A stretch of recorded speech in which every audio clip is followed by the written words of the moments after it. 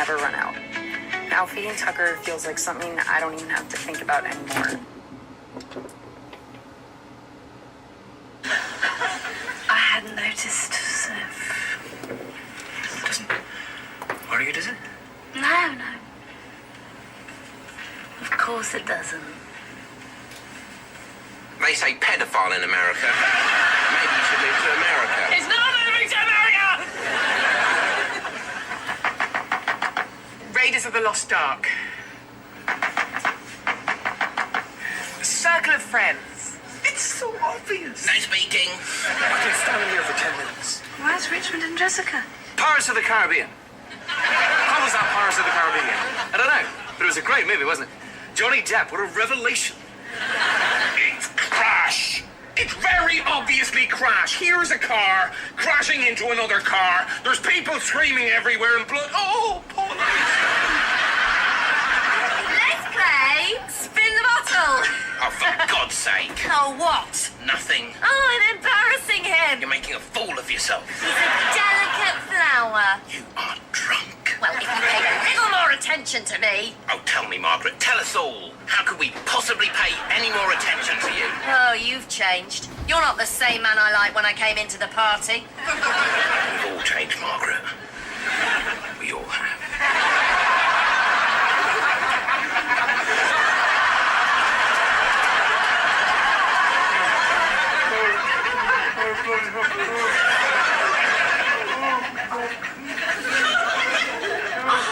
Oh, for God's sake.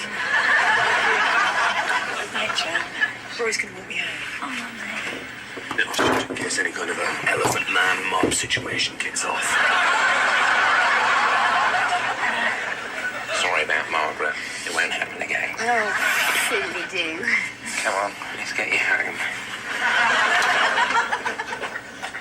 Goodbye, Jen. Bye, Jen. Bye. Oh, my God.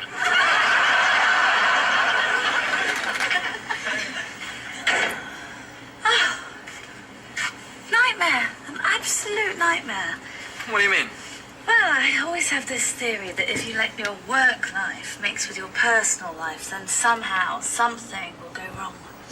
But nothing has, has it? I think it all went rather well. Everyone seemed to pair off. That's what you want from an evening like this, isn't it? Oh, I suppose so. You're going to have to face the fact.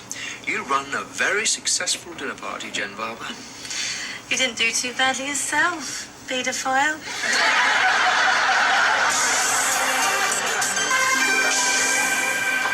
Thanks for walking me home. That's okay. Goodbye. Whoa!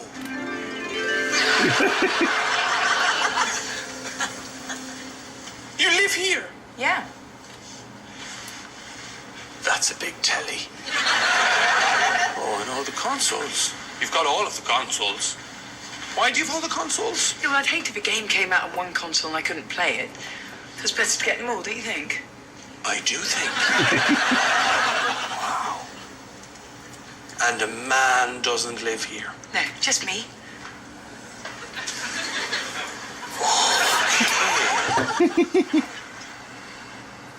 I'm gonna gamble. What? Would you like to come out for a drink sometime? Oh, You know, like a date kind of a thing. What the hell? Roy, I'm very flattered. Okay, good. Of course you are. Thursday? But you're not my type. What? I mean, physically. Physically? Hello! I think I can do better. Bud is here. Bud going to your class.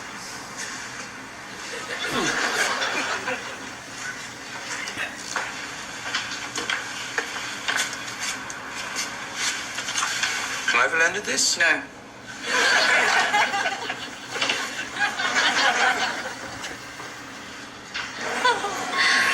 Listen, Jen, when we get back, maybe you should think about, I don't know, moving your son over to my place, vice versa. I don't mind. But I think it's time we moved on to the next level, don't you? Yes, definitely. Great. If there is a paedophile in the terminal building, please make his way to gate 24. We are looking for a paedophile. please make yourself known to ground staff immediately. Could paedophile please make yourself known to ground staff as soon as possible? I'm pedophile! They are urgently looking for a paedophile. I'm pedophile! Over here! I'm pedophile! Hold on! I'm pedophile! I'm pedophile! It's pedophile, not paedophile.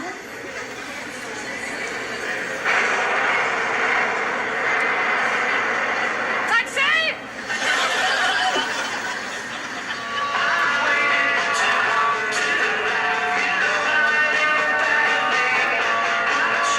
It's very loud. Do you mind if I turn it down?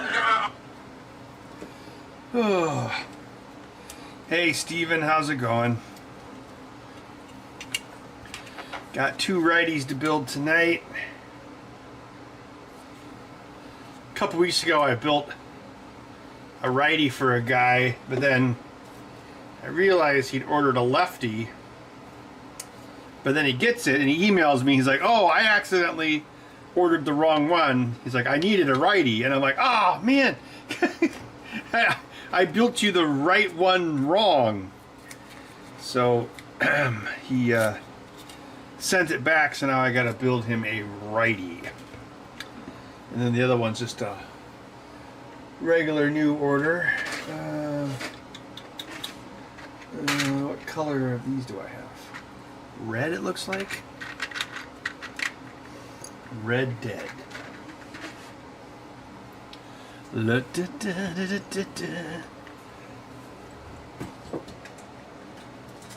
But are you a good boy? Black Books? I've not seen that one.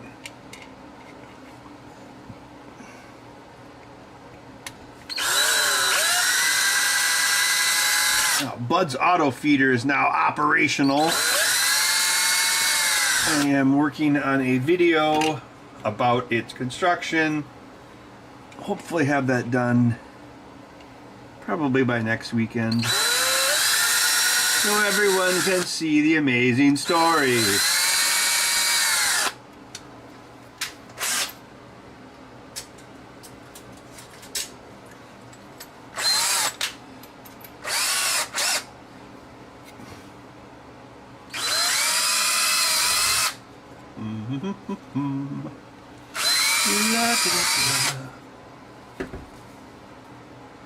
Bud, are you cute?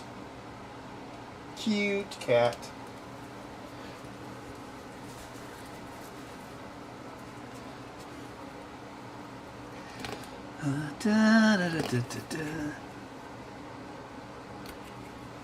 Yeah, so I see those rumors about Microsoft exiting hardware. Can't say I'm surprised. Wonder if I'll still be able to buy controllers. Ugh. You know, Microsoft has done a lot of dumb stuff the last couple generations, but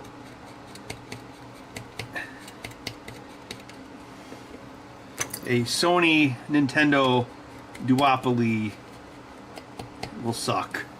It's like, let's make gaming suck even more. Mesh tack? No, I don't know what that is, Fish Tank. What is it? Is that some sort of design software? Oh, come on, glue. There we go. Bobby win! 1, 2, 3, 4.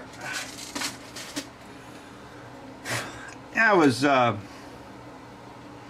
going through my phone and collecting all the photos of the cat food feeder, and I realized I've actually built quite a few things this year, so that's good. I guess I had more time this year than I thought.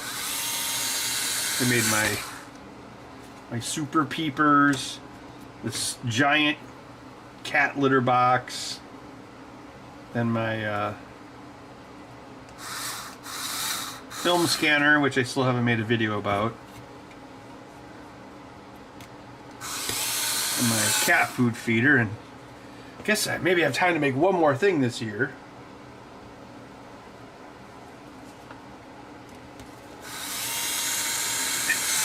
I guess my next backlog project would probably be the Atari Kitten. The shrunken Atari Lynx. Bud, are you an Atari kitten? Sleepy kitten.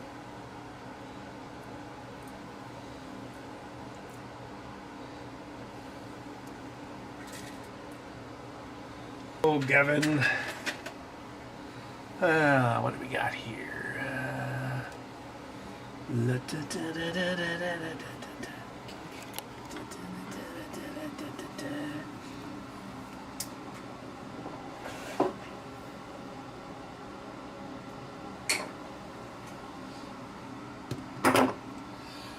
Hello, Holder B.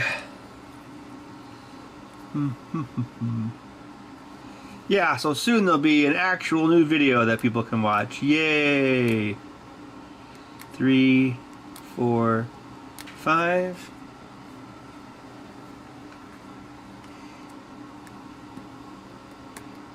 One, 2, 3, 4, 5.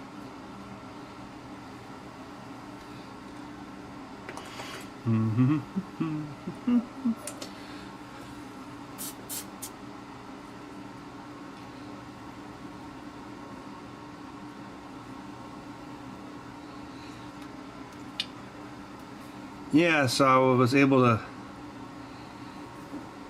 I think I set up the feeder on Saturday. So I set it to daily mode, so it dispenses 1 can in the morning, and then I can feed Bud his half a can at night. And yeah, it seems to work. Like, I actually was able to sleep in a little longer yesterday, and today, yeah, well, he didn't try to mew me awake, so that was a little bit better. He also was a little better behaved in the morning. His schedule seemed a little different, so I had the feeder go off at 6 a.m. So we shall see how that works out. The first time it ejected with him there, he was kind of, well, I don't know if he was startled by it. Well, it's in the video, so you can see his authentic reaction to the auto feeder. But he did eat the food, so yeah, that worked out. Because originally the idea was it would just be like for like weekend trips, but you know what, if it makes Bud less annoying in the mornings, because he is annoying in the mornings, then why not use it? I mean, I built it. So yeah, I guess we'll see. Maybe I'll have some more data by the time I finish the video. Editing videos just takes a long time, but I'm working on it. I was working on it last night for a few hours, but it kind of comes a point where I get tired of editing. We did all the assembly scenes, and then I got to the screen caps, because there's a couple. Well, it was like 2 screen cap sessions, but I still need to add 1 more screen cap session, RE, the design of it. So it's kind of those are even more of a slog to edit, and then I got to make sure that they're not like overly long so people don't get bored. There's a nice long assembly scene and a lot of testing scenes, so it should be a good video. I'm going to call it Doc Brown Canned Cat Food Feeder. Yeah. Will you give the vet your data on the auto feeder? Well, maybe I'll show her a picture of it next year.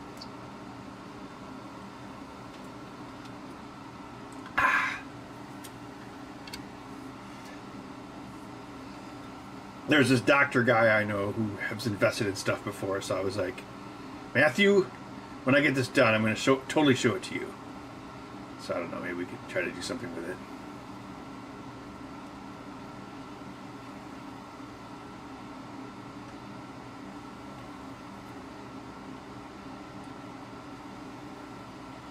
Oh, darn it. Why did I cut my thumbnails? I was making thumbnails for YouTube.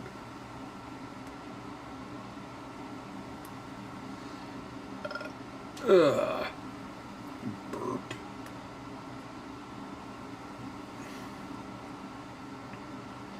Jesus Christ, Doc, you disintegrated Bud. Bud is completely intact. Dun, dun, dun. Bud. Maybe I can call the video Bud to the Future. What do you think about that, Bud?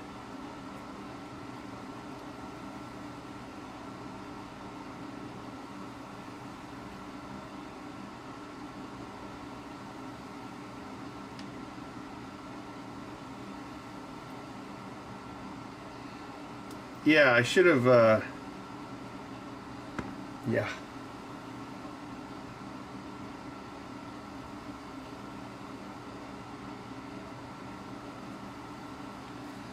Yeah, I think it was, yeah, it was only a couple days ago that I trimmed my thumbnails. I should have waited till tomorrow. Oh well. Somehow I manage. The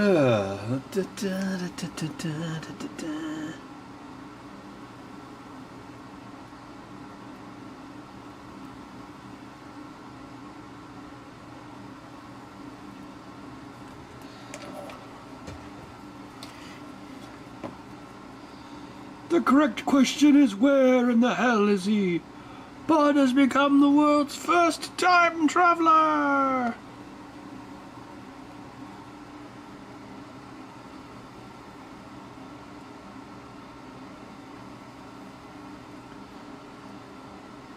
I'll hunt you down and shoot you like a duck. It's a dog, Buford.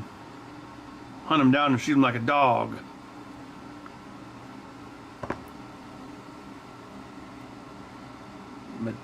McDonald's Monopoly? No.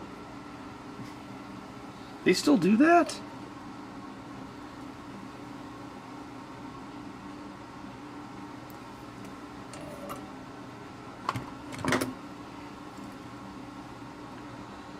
Maybe it's like Monopoly Go. Playing that game is like super predatory.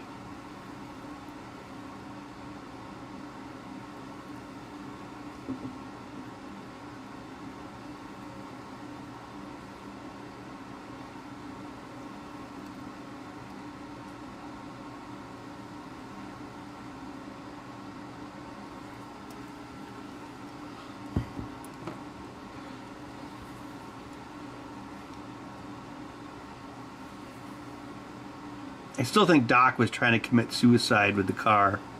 Oh, I'm sorry, YouTube.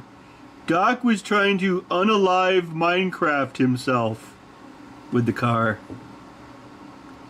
But why did Marty have to... Marty would have gotten killed too.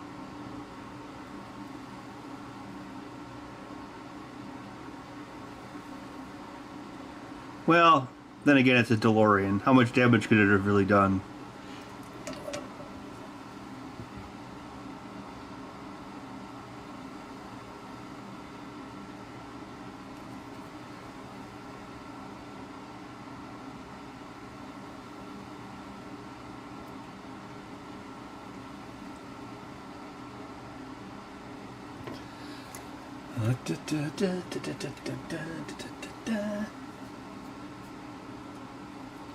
Orange cats win the top prizes? What, is it an annoying contest? Bud, you would win that contest.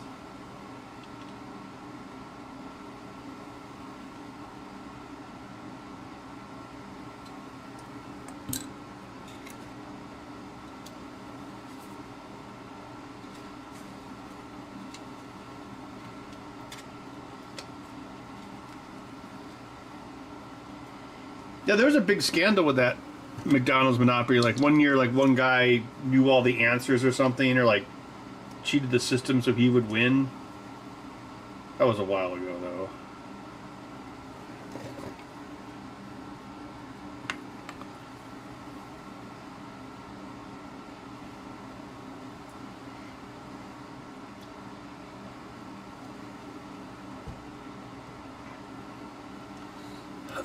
Oh no, Dial of Destiny.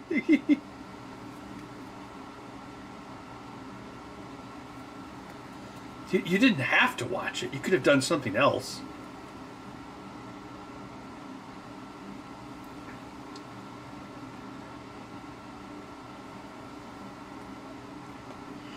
I didn't hate it, but it definitely didn't need to exist. It's like, why?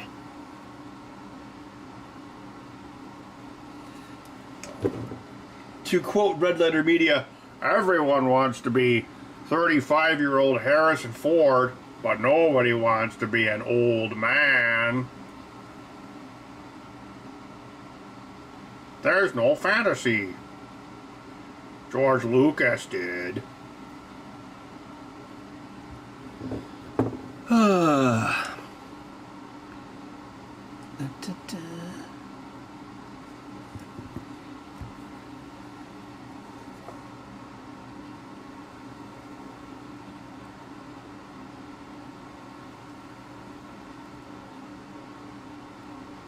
The Mummy is still the last best Indiana Jones movie. Imhotep.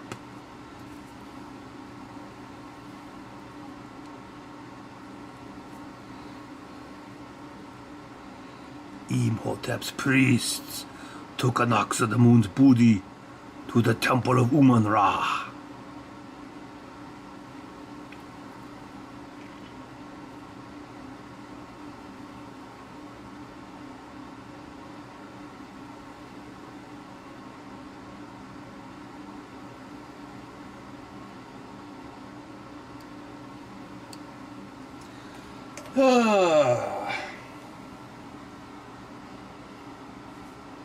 That franchise belongs in a museum. Yeah. Buried in the sand for 1,000 years, and even it may become worth something.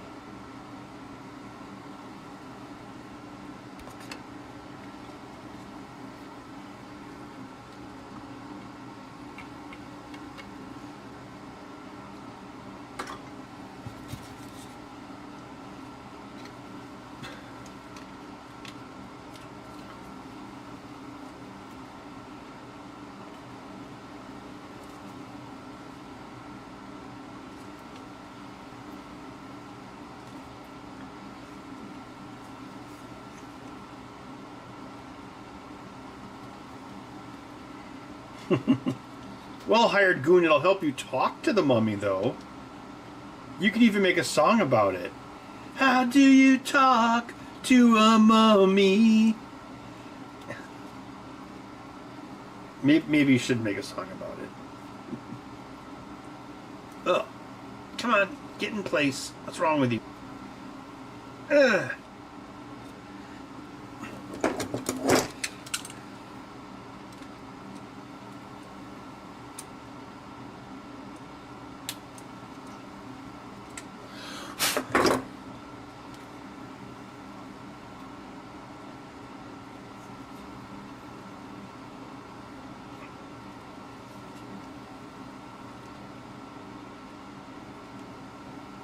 You wrote a song about what?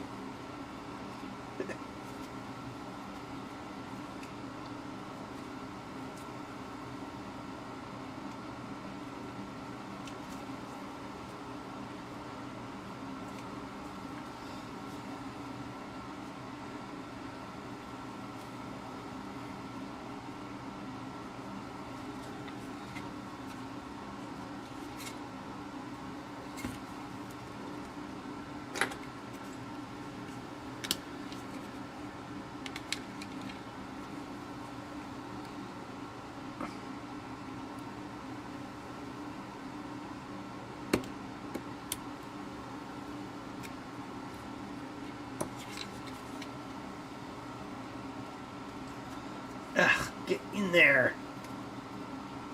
Go to your home.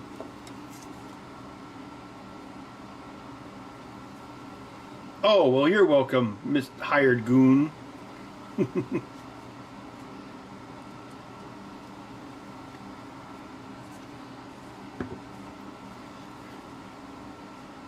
So at least the streams are 50% entertaining. Ugh. That's weird. This one doesn't want to fit. What the hell? What the hell? How about that? Catch me outside.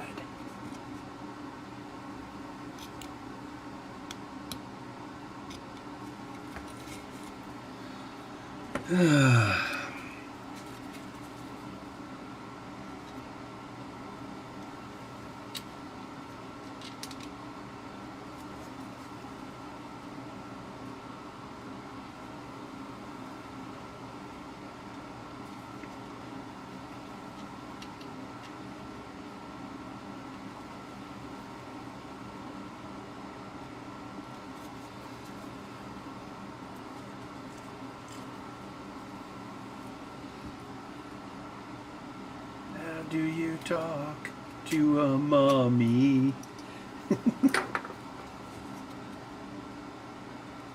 Ah, okay. Ugh. What the heck is going on?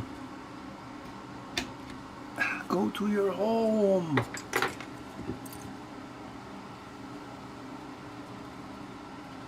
How do you talk to a mommy?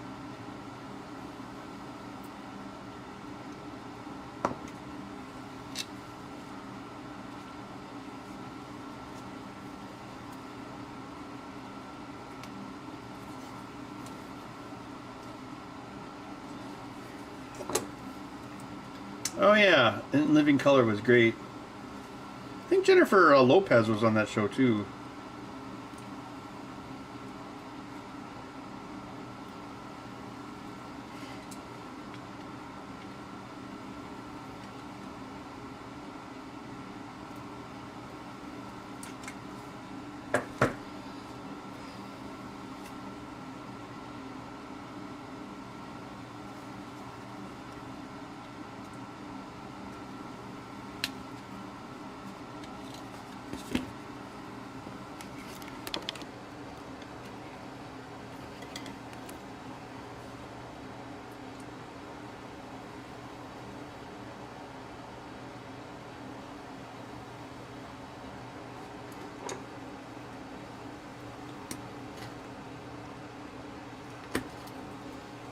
Tell me the words to define the way I feel about someone so fine. How do you talk to a mommy? How do you hold her close to where you are? Do. How do you talk to a mommy? It's like trying to catch the falling star. You ever try to model and print the faceplate?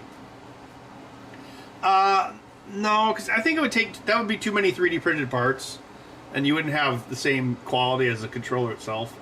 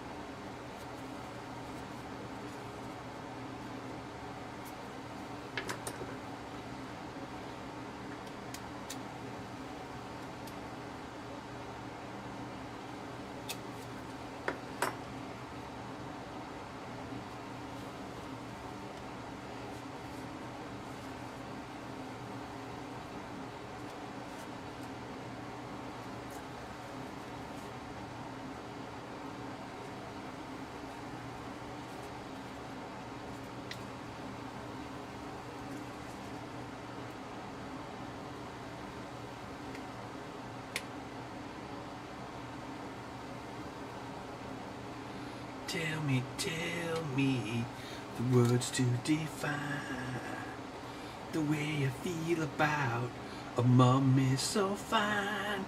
Do do do do do. How do you talk to a mummy? Do do do do. How do you hold it close to where you aren't? Ugh. Why is this one taking so long?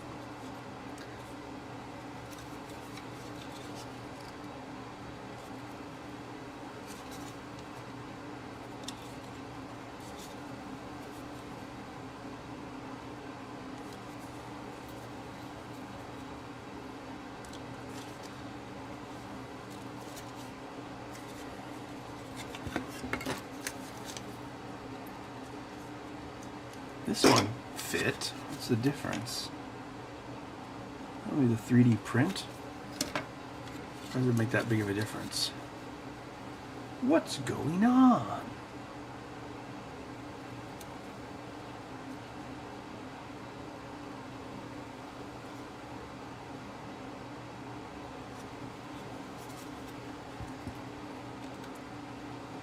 The enemy of perfect is good. Oh wait, switch that around.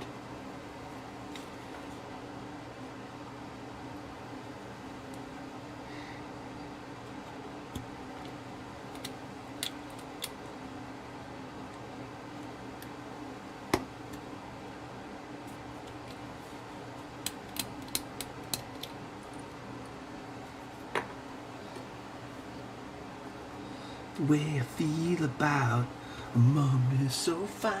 Do, do, do, do, do. How do you talk to a mummy? Do do do do do do. Try every language that you know. Do do do. How do you talk to a mummy?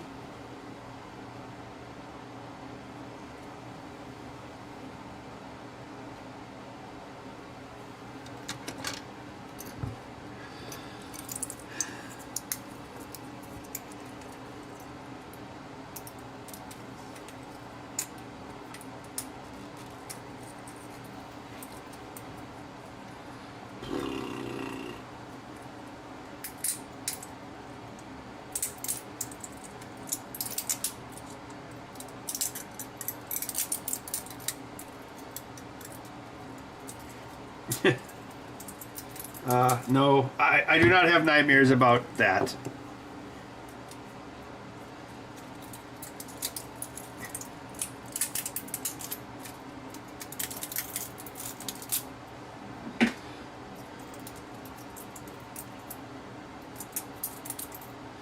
No, I don't think it was the glue's fault. I think the 3D print had a little bit of an aberration to it.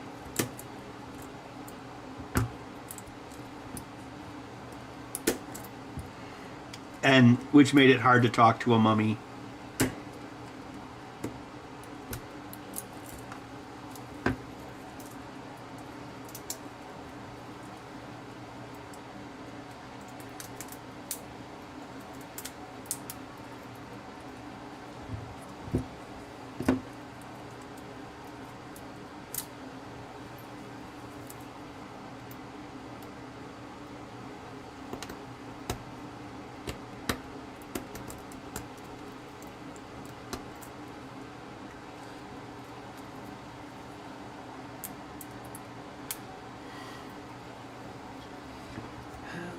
Talk to a mummy.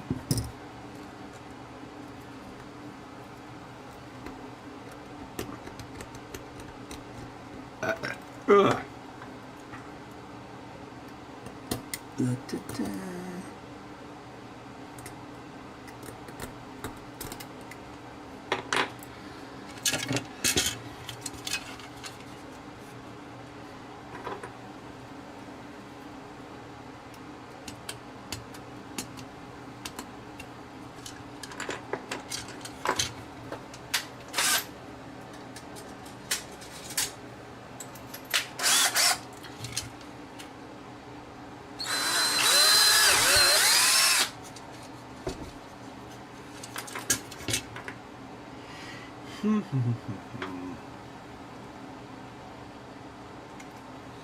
don't think I have any new stories since last time I streamed.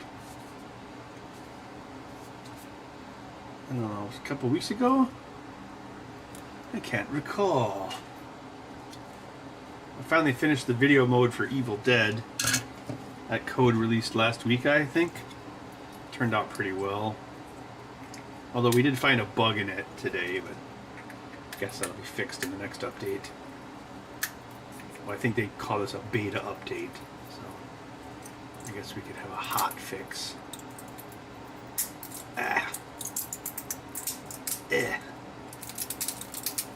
Crinkly sounds.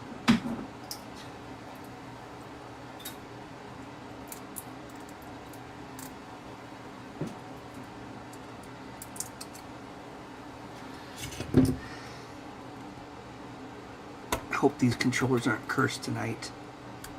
What a horrible night to have a curse.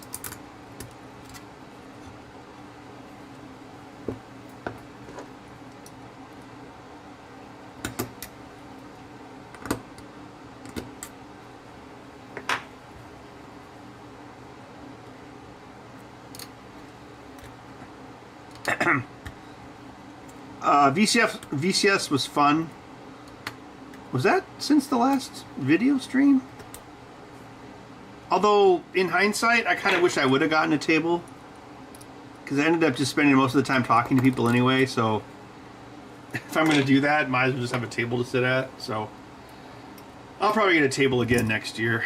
But it was worth a try. It was an experiment. The coolest thing they had there was the Amiga prototype breadboard chips, which apparently still exist. They probably still don't work, but they were there so you could like see them. That was definitely cool.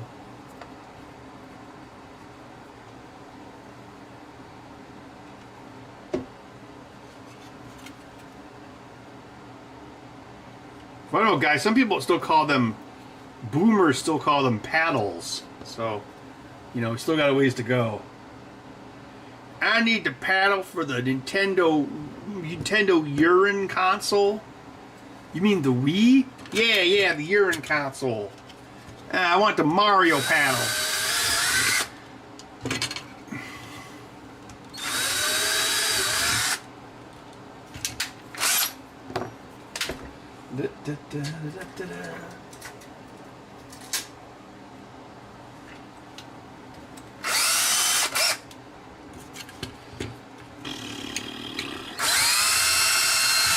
I was doing some research on chainsaws the other day because I still kind of want a chainsaw.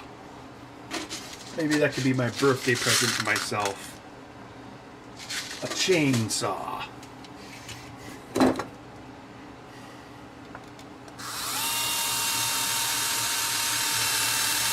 It's gotta be gas.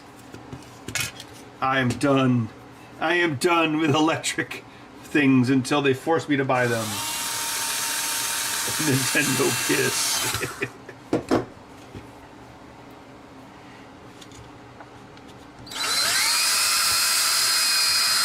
I went and I filled up my gas can yesterday and I'm like, you know, $7 of premium gas actually lasts me pretty much a whole year. That's enough for like lawn mowing and snow blowing, so it's like that's pretty cheap compared to like batteries. I'm still butthurt about my dead ego battery. I guess you could say my ego was crushed.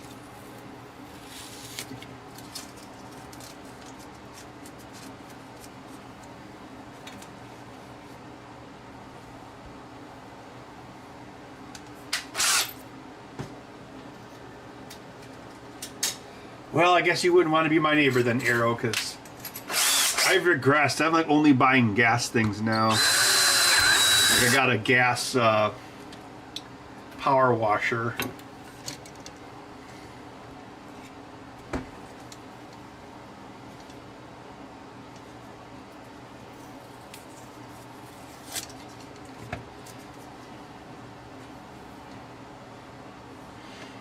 Yeah, guy, you get, yeah, no ethanol gas. That way you can just leave it in the thing all winter or all summer and it's fine. It doesn't turn to goo in your carburetor.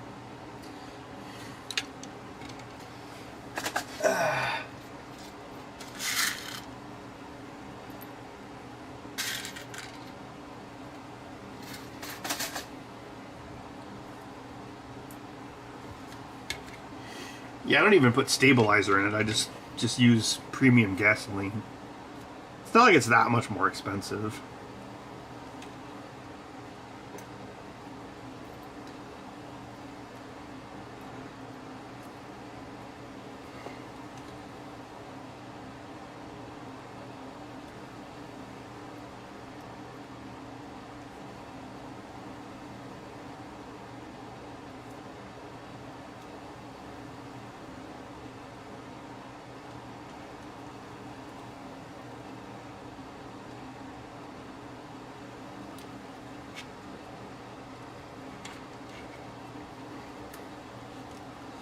How do you talk to a mommy?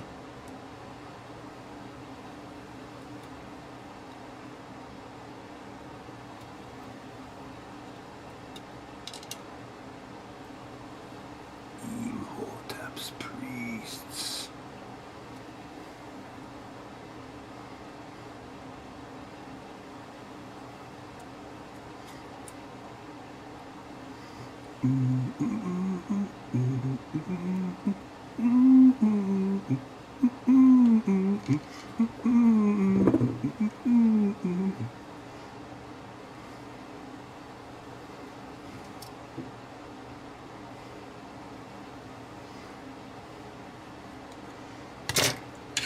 What about my children? You don't have any kids, Benny. Someday I might. Goodbye, Benny. Ah! You always did have more balls than brains. Let's see. That's probably long enough. That's what she said.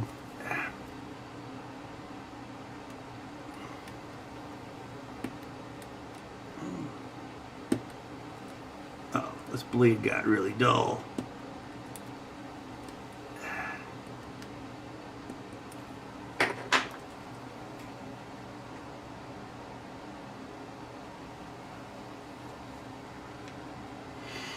Yes, the replacement cost for my Ego mower batteries is what turned me off. Especially when it's like 5 years, $250, that's $50 a year, which is, well, to my earlier point, way more than $7 of gas.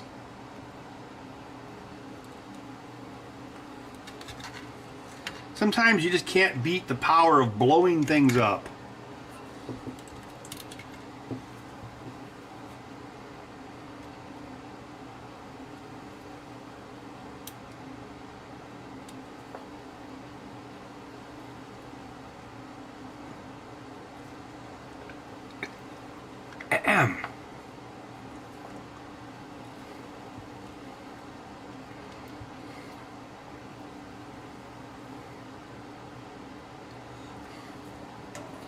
Do do do do do do do do do do do.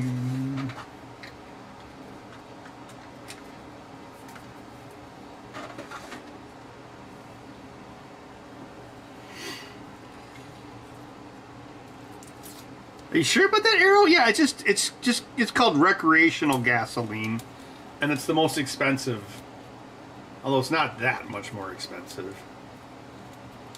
I don't know, here with Quick Trip it's like E10, E15. I don't know what exactly the purpose of E15 is. I guess if you know, just want to burn corn, more corn.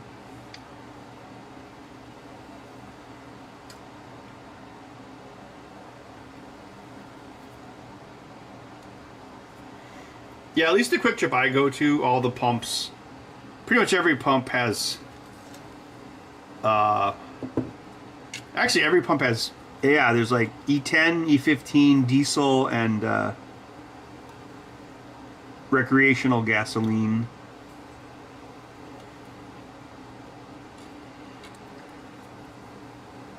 See, that's why if you had like a Mad Max thing happen, all the ethanol gasoline would become useless in about 6 months.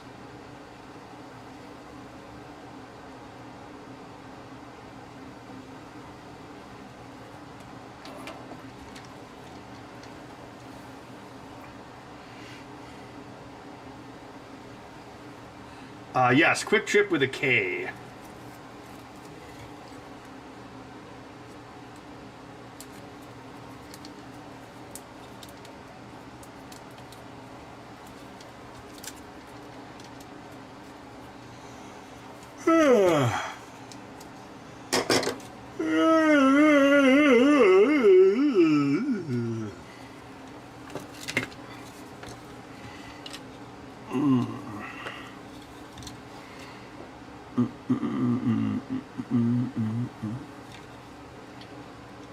Oh, I only drank 1 unit of caffeine today. You know, it's already gone. Hopefully I can stay awake.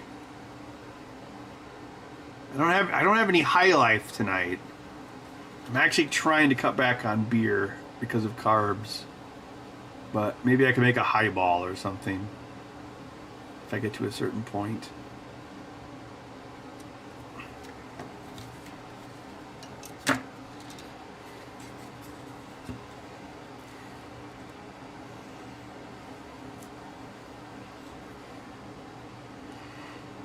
Quick Trip is like, yes, it's yes.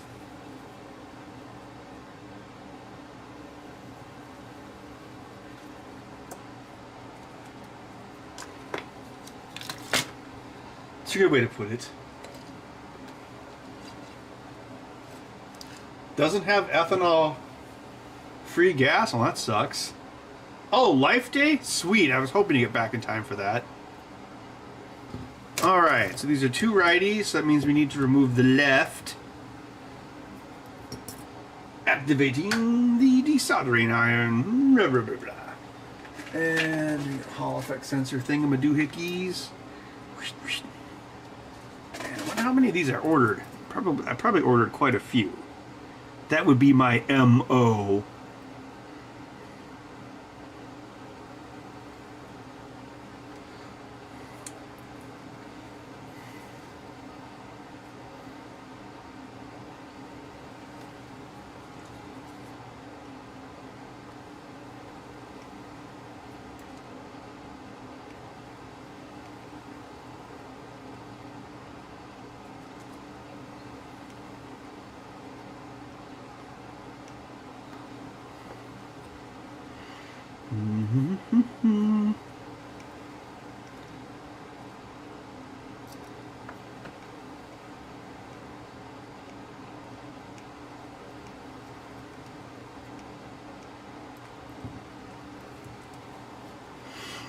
Maybe the super gas is more common here because of all the boats and snowmobiles.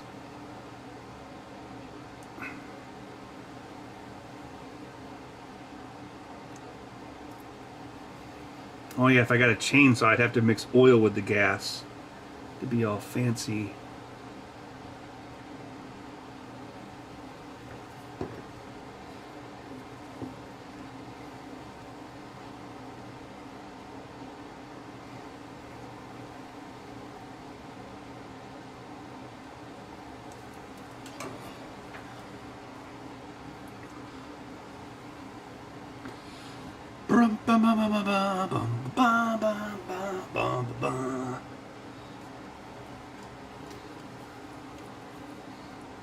If I get turned into a mummy, you're the first person I'm coming after. I am a librarian.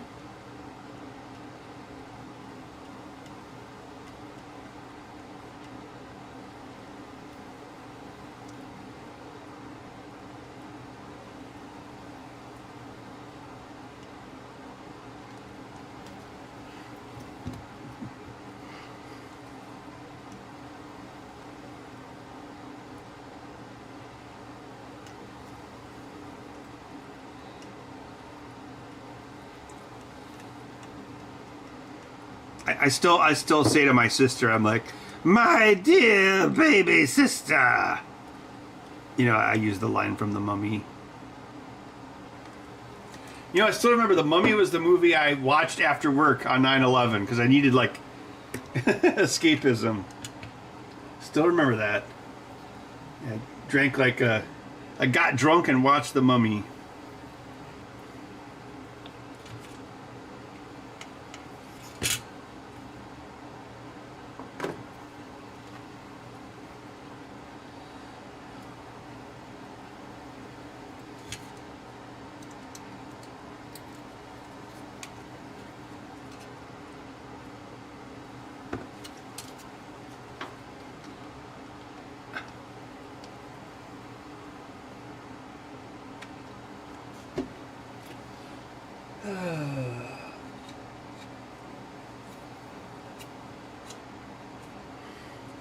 But isn't E15 supposed to be okay for all cars made after 2001?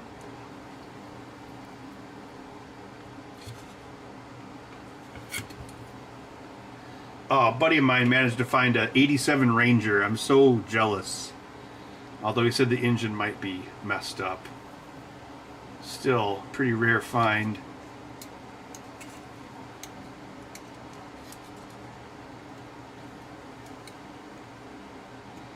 I guess maybe I need to look on Facebook Marketplace for all the farmer deals. He said that it had like a V8 Mustang PCV valve on it.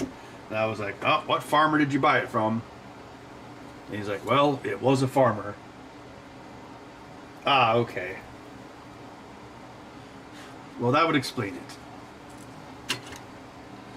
Alright, hopefully this isn't clogged up again.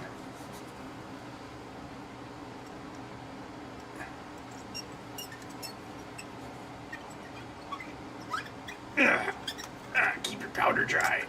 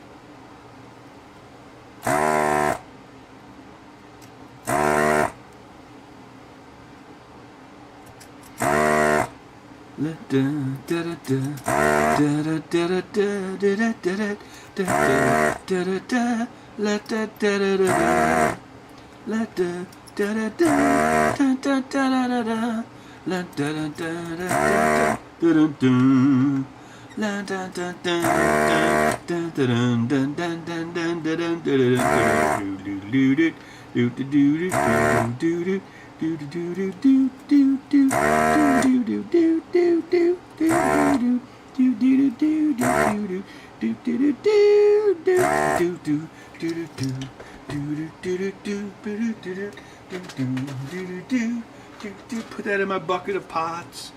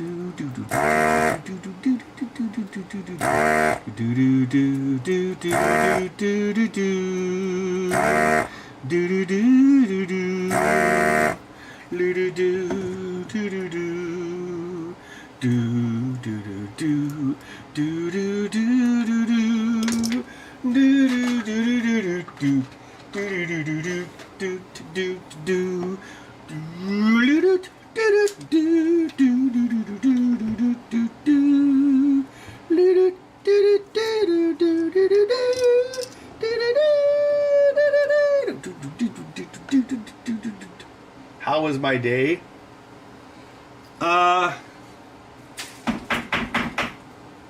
It was okay. I started using the automatic can feeder, so that made the morning a little more quiet. Then I just worked on updates for Texas Chainsaw Massacre Pinball today. because Spooky wants updates in October for all their spooky games. So we're adding like a bonus ball mode to that, and then that'll probably be the end of updates for that one. I actually asked them if they could take it out of my basement when they bring the next game, because I was like, I think this one's pretty much done. That way, I don't know, I just want the space. I'd rather have a bunch of space than a bunch of pinballs. Ah!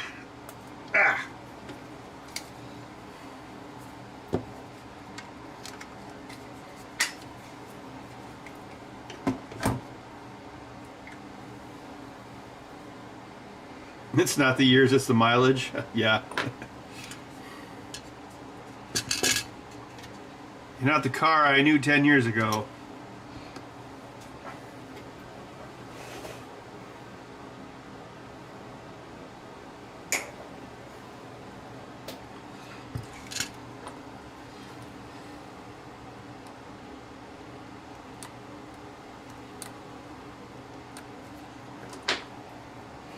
Oh, so I told my buddy, I asked him, I'm like, are you going to get collector plates? And he's like, no, I can't not drive to work in January. And I'm like, what are you talking about? And then I looked it up, and I didn't realize there were restrictions on collector plates. I guess I never knew. So in Wisconsin, at least, so you only have to register the collector plates once. But the initial fee is like twice what the normal DOT fee is. And then you also have to have another vehicle registered. So they're distinctly preventing you from using it as your daily driver. And also you can't drive it in January for some weird reason. I had no idea that was a rule. We also have like this weird rule in Wisconsin, you can't buy cars on Sunday. But at least you can buy booze on Sunday, unlike Texas.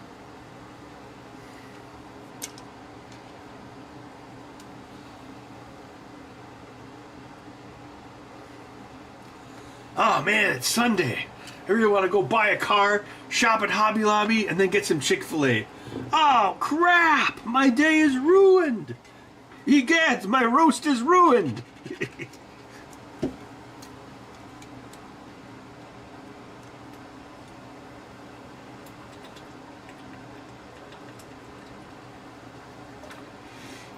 Yeah, same here, Arrow Rider. The salt, yeah, it just destroys them. Unless you're like really fastidious about cleaning the undercarriage.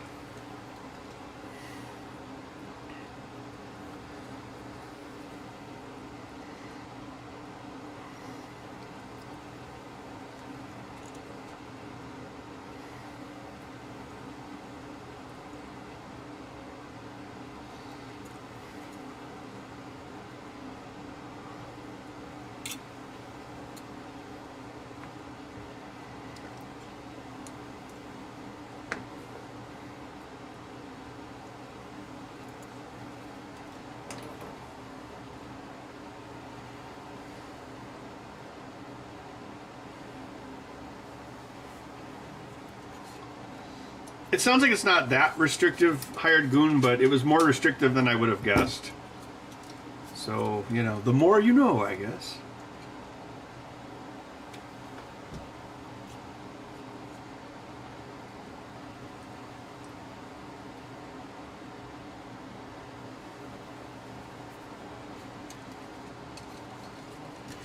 I see a lot of random old cars, especially like at the cigar bar lounge. Like, you'll see like really fancy cars, but you also see like weird old cars, like old Mercedes and stuff. And like there's, I don't know what's in the same parking lot. Someone's got like a 1960s VW van, and it's not rusty, but it's all like worn off, so it kind of looks like, I don't know, looks like something from Burning Man maybe.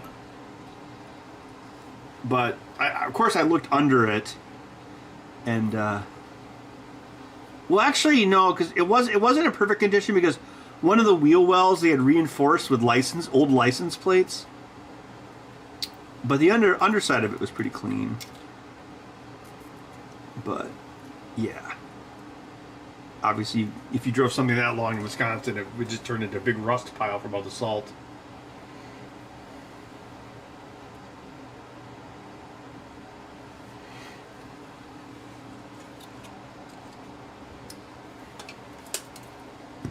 It's an interesting story, GST.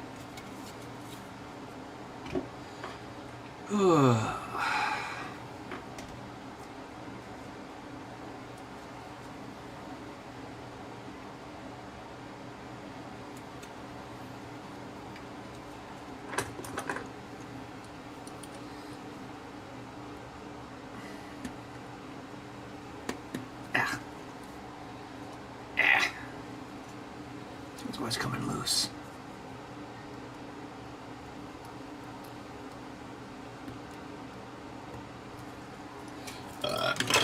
Oh, excuse me.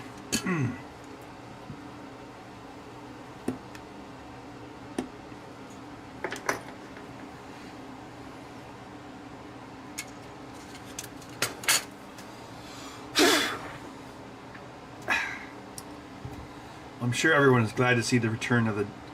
Actually, this mat is fairly clean right now, so no complaining.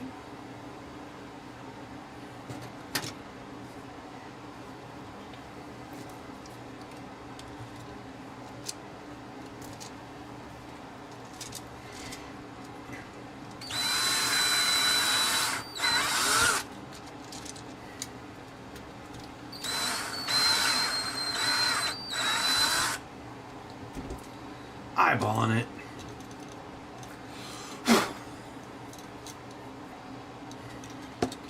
Do do do do do do do do do do do do.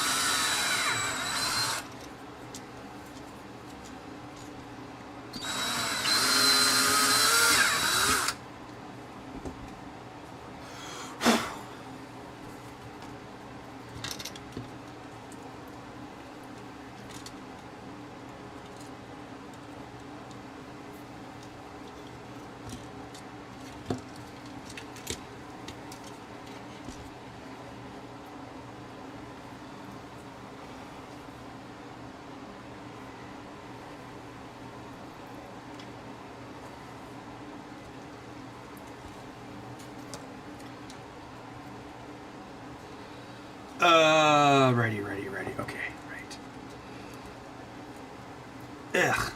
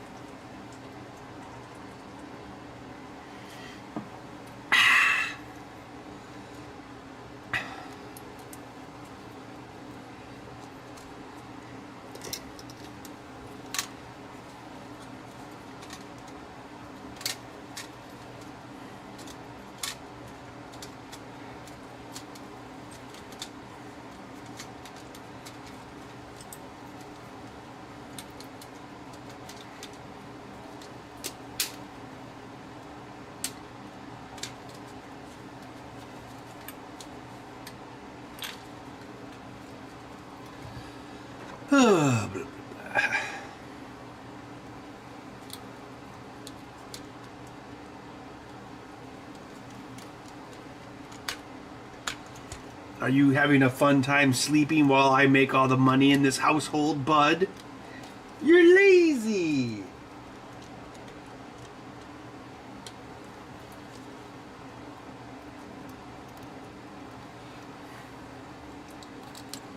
Lazy bud.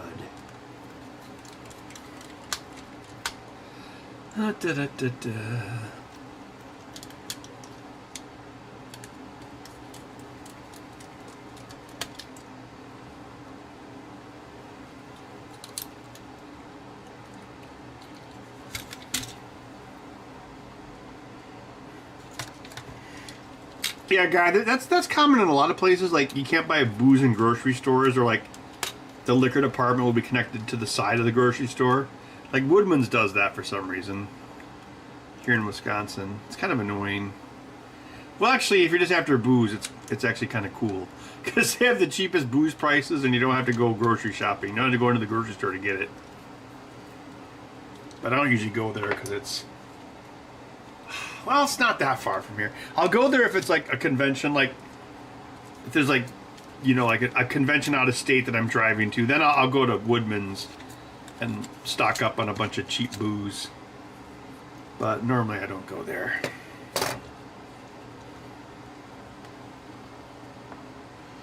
Yeah, the blue laws. That's what they call all those weird laws.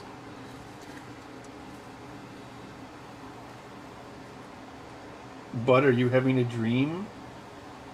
Are you dreaming about a fish?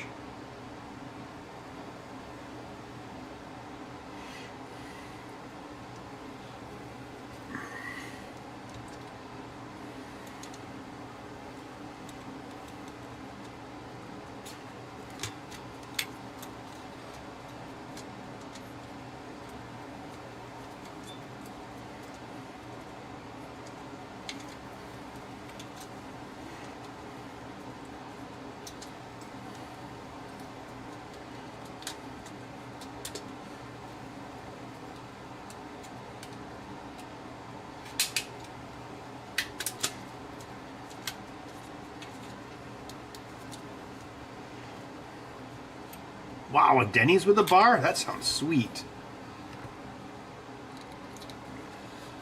Yeah,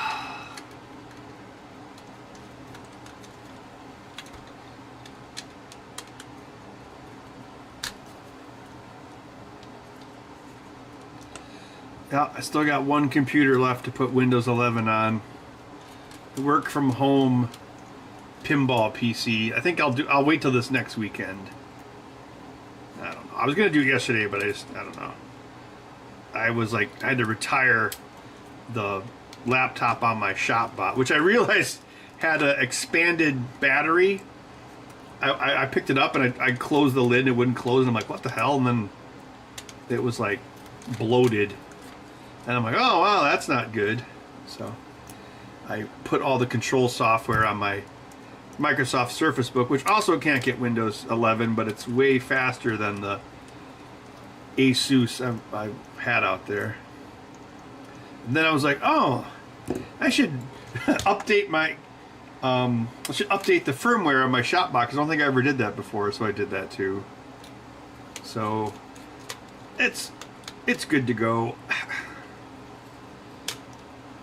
All right.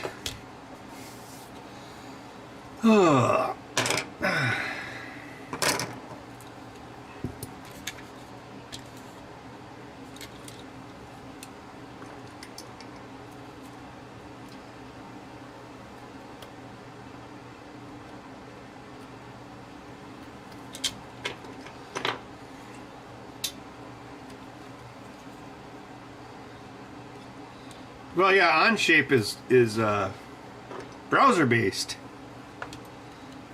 Oh yeah, the price of Adobe went up again, so fuck Adobe.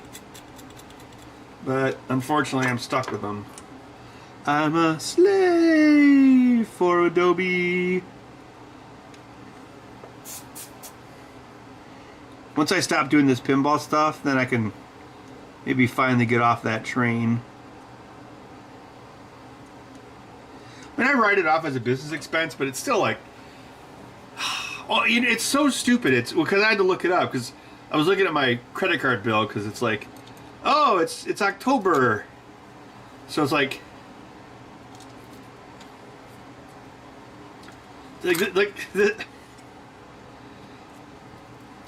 this is the time of year where it's like my property taxes are paid off, so it's like I don't have, well, as long as there's no quarterlies, I don't have these big bills.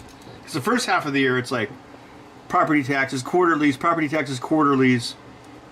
So I've got like a big bill every month, but then like there's like August, October, November and February are the only months where I don't have these big bills. But I was like, oh, but the Fusion subscription and Creative Scam Cloud both renew around the same time, so they're both on the same. Well, I just put them on my credit card to get the points, but yeah. So I'm like, so I was looking at it just because I wanted to make sure. I'm like, okay, so I'm gonna have to pay for that by October 8th, and I was like, oh wow, Adobe jumped way up. And so it's the same BS as Office, where it's like, oh, well, this is Creative Cloud Pro. It's got AI and also AI and AI. And apparently you can go down to Creative Cloud Standard, which does not include AI, which is actually the same way the Office price increase works. But I didn't realize the price was going to jump up. I mean, if I would have like switched my plans, but now I guess I can't do it until next September. Yeah, I went from like $630 something with tax up to like $750. So it went up like $125. It's like, Jesus Christ. And the thing that's so stupid about it, it's like, Adobe, you do realize that your software is used by creative professionals, and guess what creative professionals hate right now? AI. It's like, oh yeah, all the artists, they really want AI, you know. Oh yeah, great. Yeah, maybe pay more for something that's going to take my job someday. This is great, Adobe.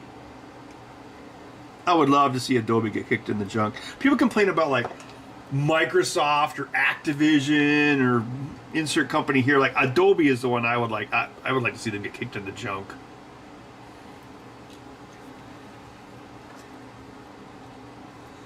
I did actually. I used DaVinci Resolve because when I was doing my scanner project, Adobe Premiere has a limit. There's not that many variable frame rates you can use, and you can't type in a number either. You can on After Effects, but you can't on Premiere. So I was like, well, I heard about DaVinci Resolve, and I'm sure DaVinci Resolve will also turn evil, just like Adobe did. But yeah, that's what I use for all my conversion projects. Because you can import an image sequence, and then you can say that, oh, this image sequence is 18 frames a second.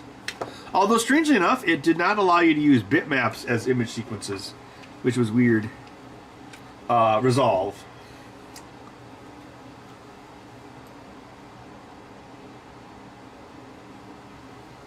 Cocaine-riddled execs, yeah. Oh no, Hired Goon, I use Linux all the time for other stuff. I just don't use it as my daily driver PC. So, for the last 3 years now, I've done like pinball development full time. So, I use Photoshop, Premiere, Illustrator, After Effects all the time. I would like to someday wean myself from it. But the thing is, I've been using those programs for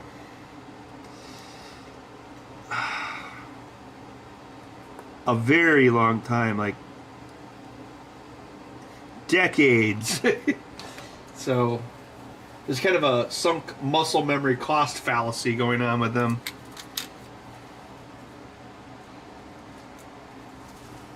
Oh yeah, I remember you talking about the federal grand jury. Yeah, they don't pay you very well either.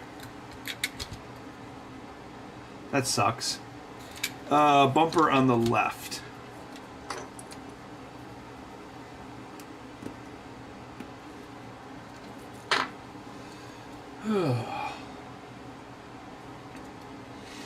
Yeah, power companies like AI, but all these companies, they always, oh look, we're green, and then it's like, oh shit, we need gigawatts of power for AI to. Oh God.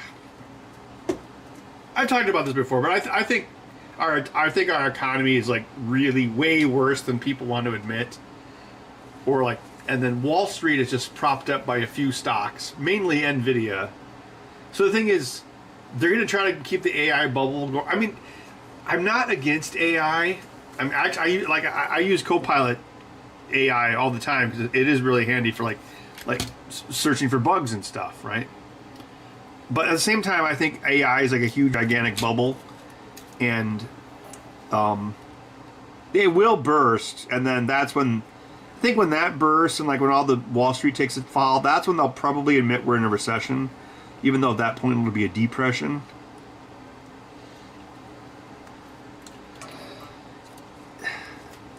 I don't know. It just seems like, well, it's like with Adobe. Like Adobe stock has been like falling for quite a long time now, and it's like, oh well, AI, like it's like just scream AI, and it's like, oh well, that means our stock is great, and it's just a bunch of horse shit.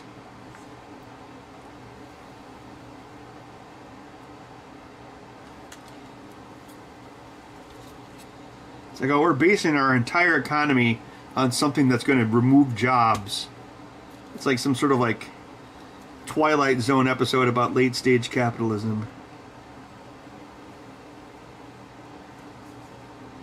I don't even think that's late stage capitalism because capitalism requires customers.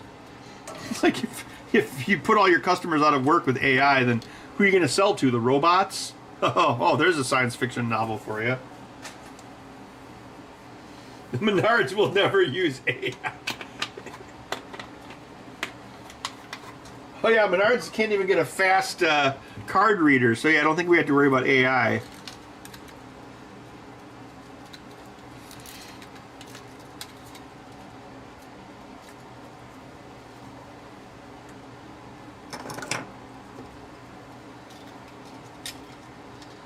What do you do, hired goon? Are you like a plumber or something?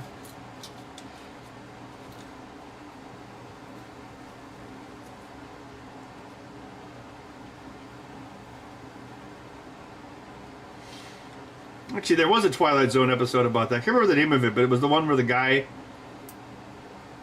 automates more and more of his factory, and then eventually he's like the only human left, and then I can't remember what the ironic comeuppance was, but yes.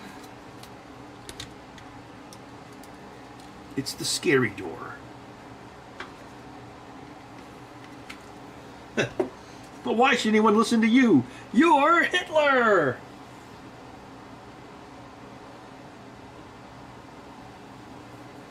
Oh, that's cool, hired goon.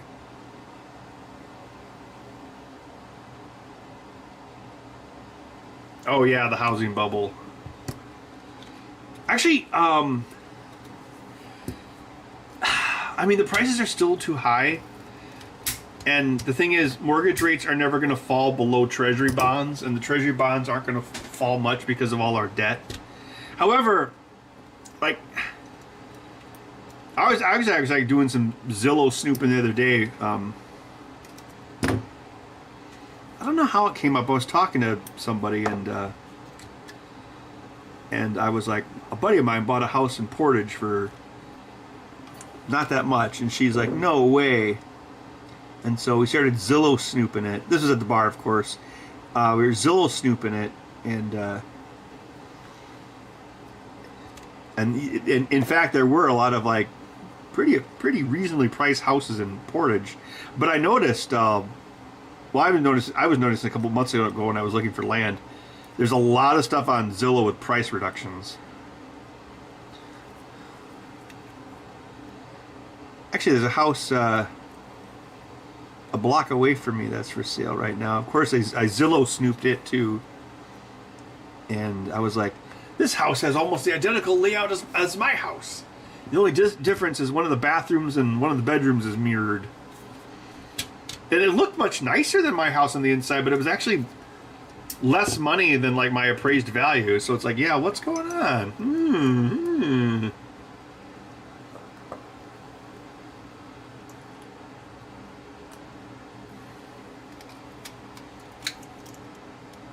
Yeah, it's like nicer on the inside. It's a corner lot. Although sometimes those are less desirable because you have to... Actually, I don't know if they have... Not every street around here has sidewalks. Mine does, but... And actually, that wasn't put in that long ago. Actually, sidewalks increase your property value too. If you're in an area that doesn't have one.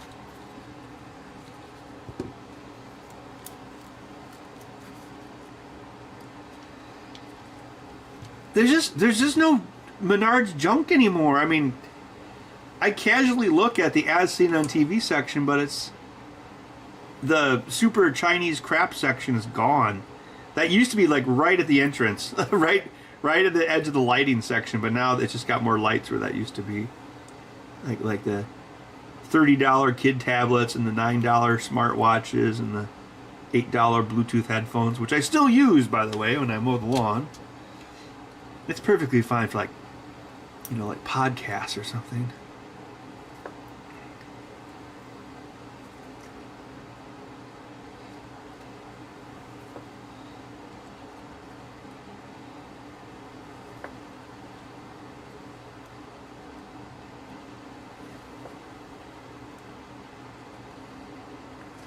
There we go.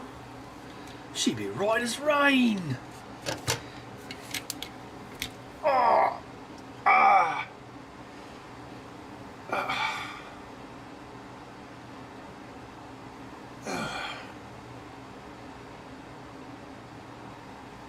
Oh yeah, GST. I did that at my mom's house a couple years ago, and I don't know. Yeah, it's one of those things you kind of like have to fuck around with for a while to get it to work. And then once you squish it down, you're like, oh, did it seal correctly? I hope it did. I guess you could just do a literal sniff test.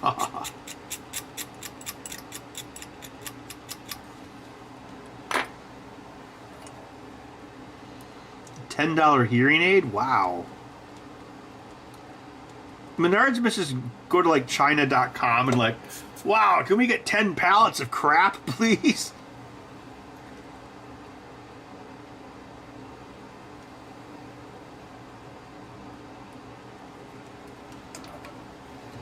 Oh, the Mounds Pet Food Warehouse near my house closed.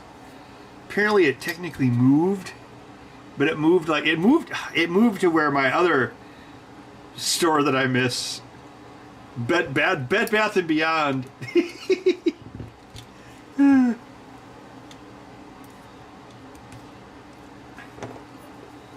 sucks. Yeah, there used to be Yeah, that's kind of weird. Like, some stuff has moved away from, like, this area. Like, they're building those stupid apartment places, like, left and right, but, like, the Mounds moved out. There was a Hobby Lobby pretty close to here. That one moved. That one, technically moved to the west side, so it moved to, like, the fancy mall. There's still a Kohl's there. That's usually where I buy, like, pants and shirts and things.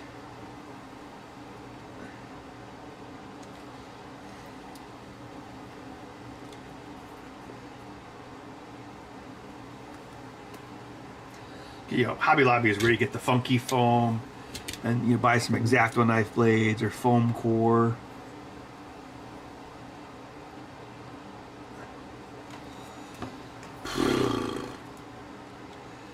Hobby Lobby is the Menards of Michaels. Also, Home Depot is further away from me. I mean, Menards is like 1 mile from my house. If there wasn't a stupid wetland just south of me that's protected, they could bulldoze that down and build a road straight to Menards. Be like, I propose y'all build a road through that there wetland so I can go to Menards. This will increase our property values, which you like, for tax dollars, by 20%. And of course, you have to sound like that chicken lawyer from Futurama.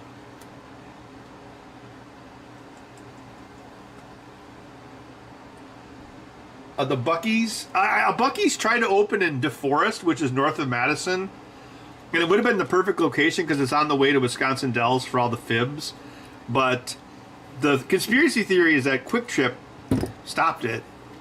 There's a ton of Buc-ee's in Chicago. It's just kind of weird. Actually, it's not weird that they haven't gone into Wisconsin because Quick Trip is like, this is Quick Trip country. You're a long way from Texas, boy. I'm sure Quick Trip operates like the mob. I'm not being facetious. Why wouldn't they? It's like an invasive species. Like, I don't know when it was. It was probably, I don't remember if it was before or after it was around, it was just before, I think it was just before I bought my house. Yeah, it was. Quick Trip didn't used to be in Madison. Actually, it used to only be one Quick Trip in Madison. It was down by Camp Randall Stadium, and it wasn't a gas station. It was just a Quick Trip store with all the other stuff. Because I remember Allison and I went there for lunch once when she was pregnant. Like, that was after she left. And that was before the Quick Trips came, because that was the only one we could go to. We called it Amazing Lunch. That's the code name for Quick Trip Lunch. So that would have been, what was it when she had a kid? 2016? So Quick Trip must have come in around 2017. But there's like 2 gas stations near me that actually have closed like in the last year. Like, so Quick Trip like is like an invasive species. It's like the other places can't compete. Because there's like 1, 2, there's probably like at least 4 Quick Trips in a 2-mile radius of where I live. It's nuts. There's one south of here, then there's one north of here, then there's one just east of here. I don't usually go to that one because that one's like on Highway 51, and the traffic really sucks because they need to redo the highway. That one's right by the clinic, so like I might go to that one if I go get some pills or something, but normally I don't go there because it's on the busy road. But there's more Quick Trips around me than Starbucks or Subways.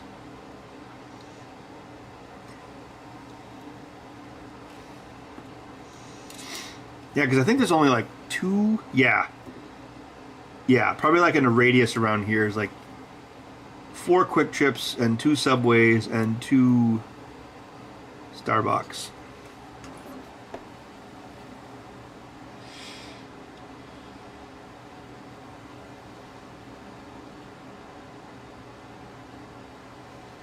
Billy from the Game Chasers? Oh, didn't he die?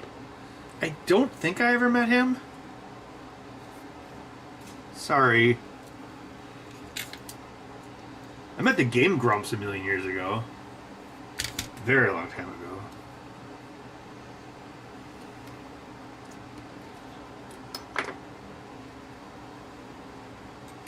Metal Jesus is pretty chill. I guess he's okay. I don't like Billy Mitchell though, but oh no, I'll probably get sued. I better shut up. Just because Carl Jobs lost his lawsuit doesn't mean Billy Mitchell's cool. Uh-oh. Nobody clip that.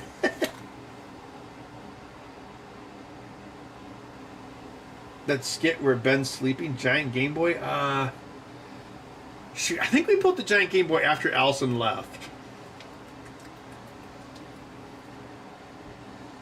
Oh yeah, I think that, yeah, there was one where it was like A Christmas Carol. Oh yeah, because I remember Allison made me like 1800s like Ebenezer hat. Wonder whatever happened to that. And then we had this prop we kept using all the time, which I still have, which is the spotted cow bottle with a candle stuck in it. That's still in my garage.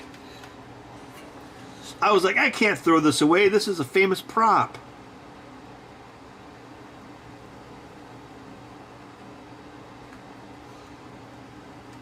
See you later, hired goon. Have a good night.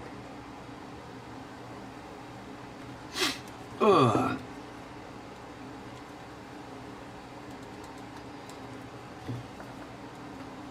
Did they seem grumpy?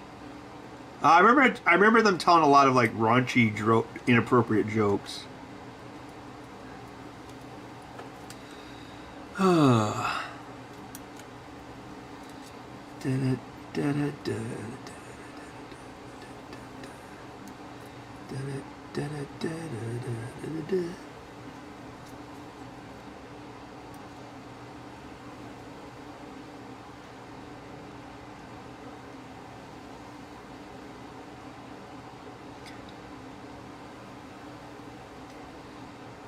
Ah, come on. Piss. Ass.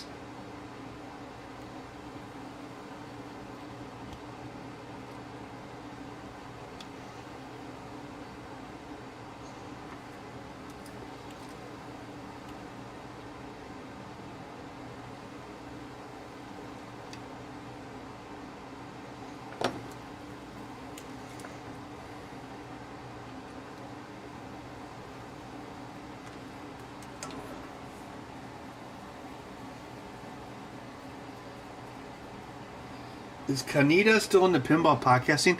I believe he is. I stopped listening once he became a paid podcast. It's like that dude made good money. He didn't need to have a paywall on his podcast. I've actually hung out with him in real life a couple times. He's kind of a shrimpy, wimpy dude. I was hanging out with him once in Tribeca, and what was he? I think he like smoked some pot and he got all fucked up on it. It was like, dude, he's kind of a wimp. His wife is really cool. He's got like this Irish wife, and she's like, I'm an Irish wife. I don't know. God, I haven't talked to him in ages.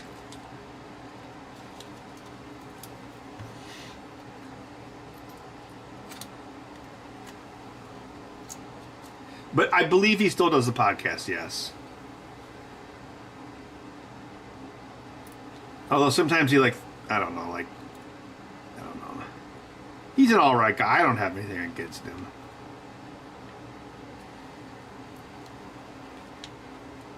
Oh yeah, Clint goes to the Vintage Computer Festival every year, so yeah, I have. Yes. Actually, I believe that the last time, what was it? It was a few years ago at VCF. I think. Well, because I remember I watched LGR, and he posted that he got COVID at the convention. I'm like, oh crap! I was drinking beer with him at that convention. But I actually think I had very light symptoms, but then I guess I'm immune now. So yeah, Clint's cool. Oh yeah, he's bald now, right? Well, yeah, he was at. I stopped and said hi to him at the Vintage Computer Fest show this year.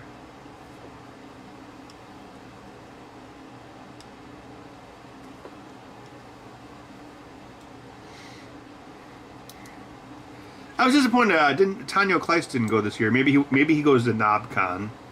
I don't know. Like KnobCon always coincides with Vintage Computer Fest, so that sometimes people don't go. Like I've been trying to get Scott Denisi to go to VCF, but he always goes to KnobCon instead because he's way into that stuff. But yeah.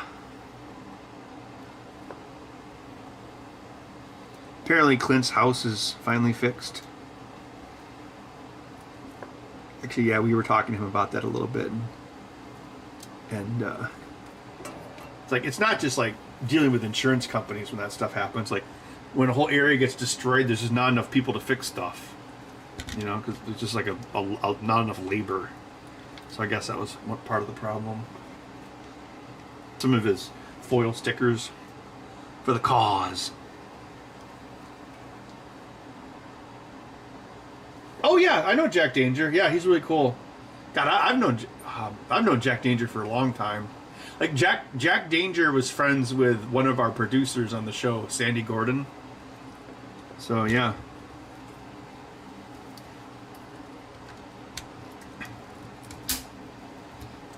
Yeah, Jack's cool.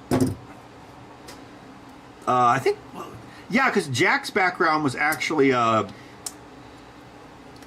Jack's background was video production and special effects before he got into pinball.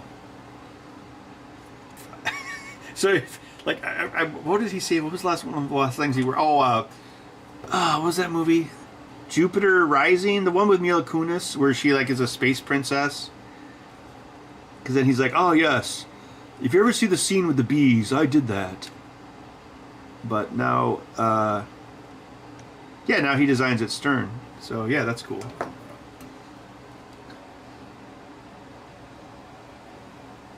Oh, Clint went to KnobCon as well? Was that the same weekend? No, Jack Danger is a really cool guy. Yeah. He's very tall.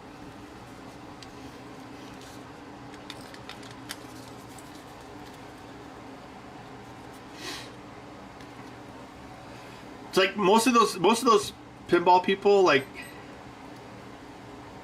it's a tiny industry, right? So like at the shows and stuff, everyone talks to each other. So I always talk to the Stern people, like, you know, it's not like there's a big battle or anything. It's like,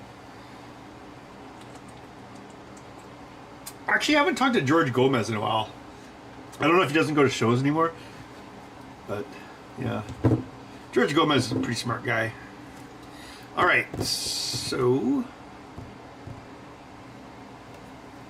8-bit guy is kind of dorky. He's very nerdy. Like if you look like 8-bit guy and compared to like Adrian's Digital Basement, they're like almost polar opposite people. But they usually have tables together at VCF, so it makes it even more jarring. Adrian's really fun. Okay, so I need one of this.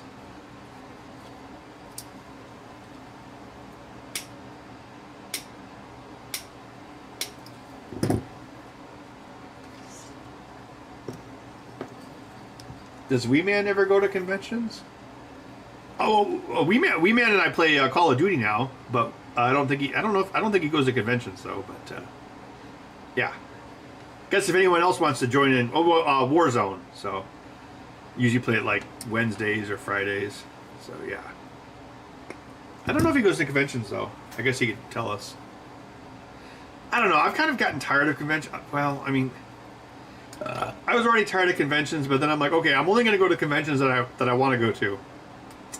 But even now, I'm still, I don't know. I'm getting a little tired again. I only go to like 3 or 4 a year now.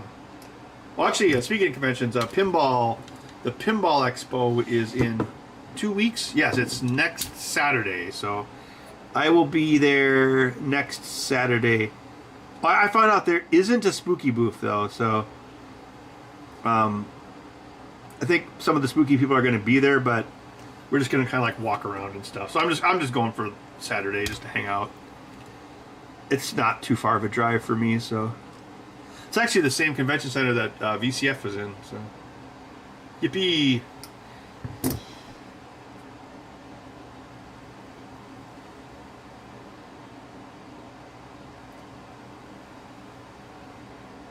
I don't know if hearing aids are a ripoff. I mean, they probably are. If Medicare pays for them, they probably have some sort of, I don't know, like, oh, wait, is that the other way around? Where like Medicare, Medicare doesn't pay. They try to pay as little as possible. I don't know. My hearing seems fine, so hopefully that's like the last thing I need to worry about. Everything else will probably go first. But you know what? When I find out, I'll tell you.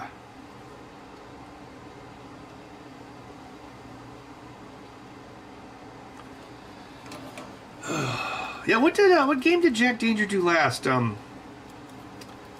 Because he started out, he got like, I think he did like, he did like the home Jurassic Park, and I think that was like his trial game, and then he did Foo Fighters.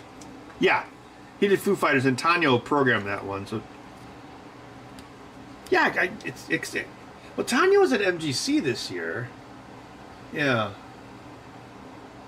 Yeah, it's kind of weird that he wasn't at GCF because Jerry Ellsworth was there again. So I thought it'd be cool if Tanya and Jerry could hang out again, but yeah, he wasn't there. I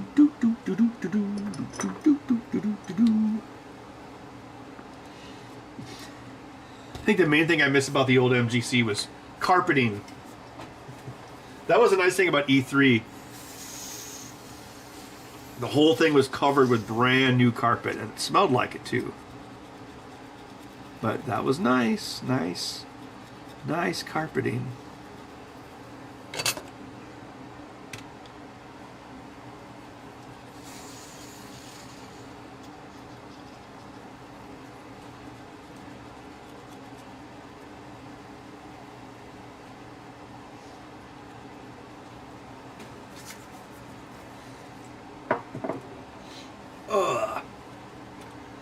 Yeah, Jack has his name tattooed on his fingers.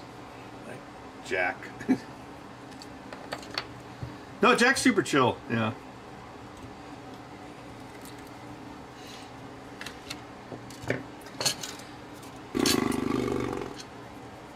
You know, actually, the only old school pinball guy I never met Pat Lawler, and I probably don't want to, but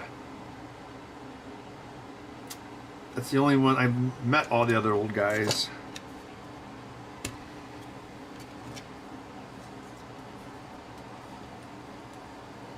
Actually, that reminds me, I haven't seen Eugene Jarvis for a while. He used to go to Pinball Expo, but I haven't seen him there lately.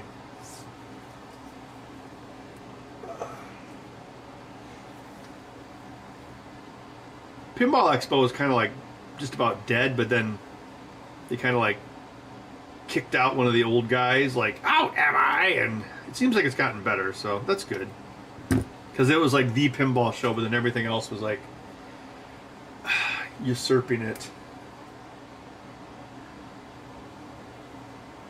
Sounds like a wrestler.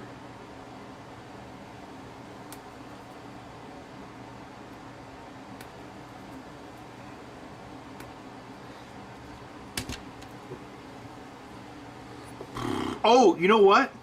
Oh, wait, no, I did meet John Borg once. Yes. He was a bit aloof. At least to me.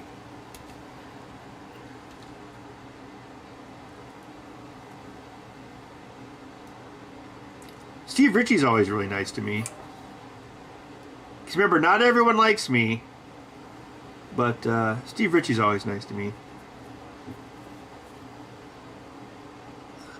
Steve Ritchie's brother's really cool too. Mark Ritchie. He did like Fishtails, or worked on Fishtails and the Williams Indiana Jones.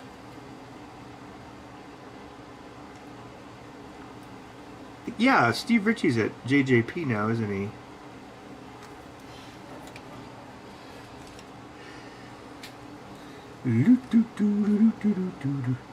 What's that new game that JJP just made? I can't remember.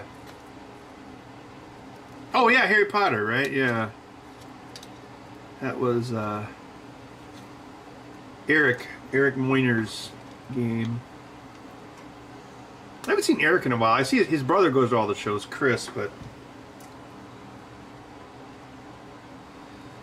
oh, I don't know. I was hanging out with Dan Lucen for a while at VCF, and of course we were talking about the old days of MGC, and he's like, "Oh Ben, you know this is the 25th anniversary of MGC next year," and I'm like, "Oh my God, we're all so old." It's like, Jesus Christ.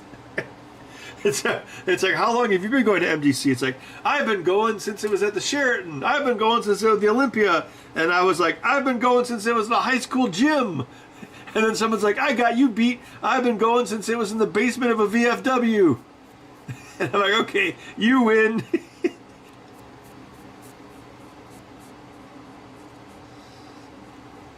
Dan loves to talk. Well, Dan just loves to talk, but he loves to talk about Atari Jaguar. Because MGC actually kind of cybermorphed from a show called JagFest. So that's actually kind of where its origin came from. So there was a lot of Jaguar DNA in that show. Ew, that's gross. 90% of the time, it works 50% of the time. Oh, crap. Do I have enough analogs for this? Roy Schlitt ever shown up? I don't know who that is. Oh, do I have any?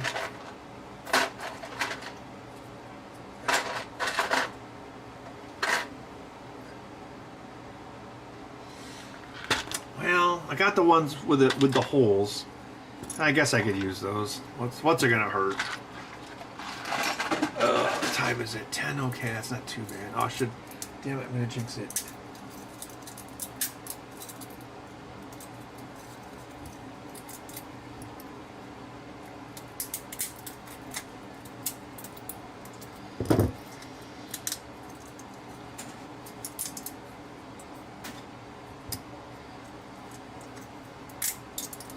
Yeah, I thought Dialed In was a cool pinball. It's just the theme was completely confusing. It was definitely like a 70-year-old man, here's what he thinks is cool kind of theme. I guess, you know, I can't talk anymore. I'm old, Peter. Wendy, you got very large.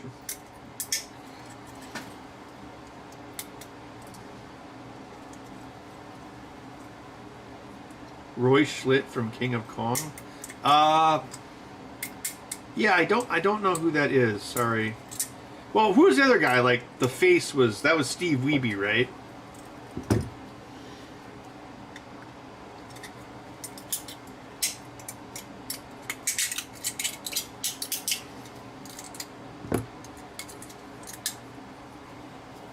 The guy who scares Billy Mitchell. What a hero. He's the hero that we didn't think we needed.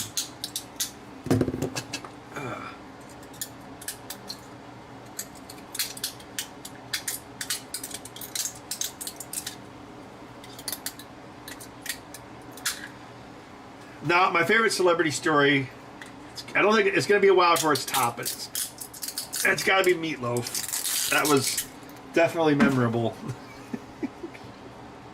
How obsessed he is with ghosts. Come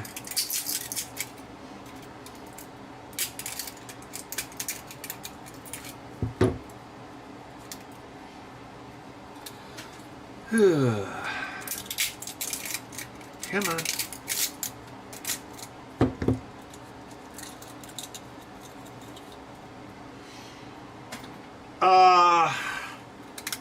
Well, yeah, American Pinball did one called Galactic Tank Force, but it did not sell well at all. And the theme is very confusing. Oh, that guy doesn't like me. Dennis Norman. He used to like me, but now he kind of hates me. And there's yeah. And you know, he's entitled to. I may have said something a little disparaging about him online. But true.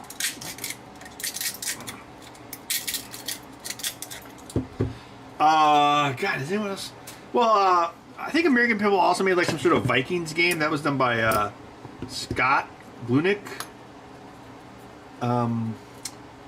Just people don't want original themes. They want, because really, it's not about it's like, oh, I don't know. Let's say you've got like a Gremlins pinball, right? And it's like, it's not even about like, oh, Gremlins is a great movie.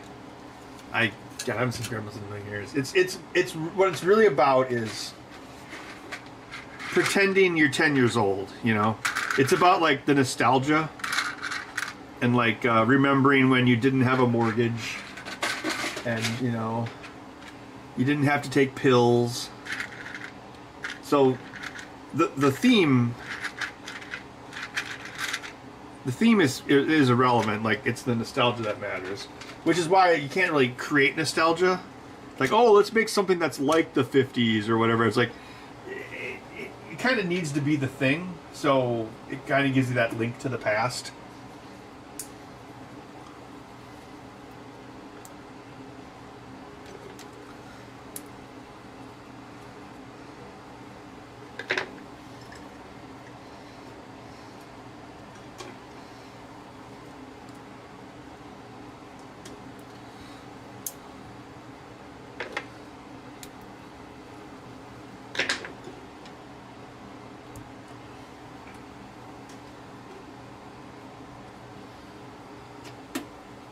Spaceballs would be a cool pinball.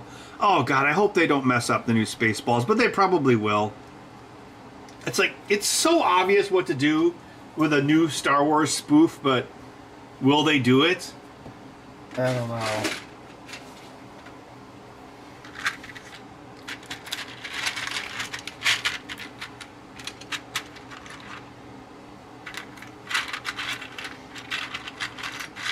Do I have any of the white? I've got one white righty. Do I have any others? Going once, going twice. God, look at all these extra lefties I have. Like, it's really that disparate. Like, look at that. the difference in the sales. It's got to be some sort of statistical. Well, I've already thought about this a million times.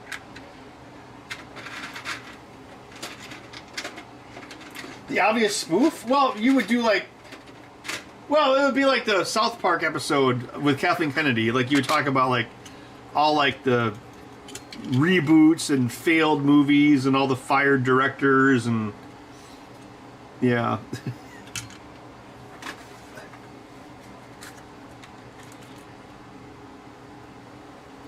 I don't know. I just hope it's not a bunch of, like, boomer humor. Well, I mean. Wait, is Mel Brooks even a boomer? He's like older than a boomer. He's a super boomer. I'm a super boomer.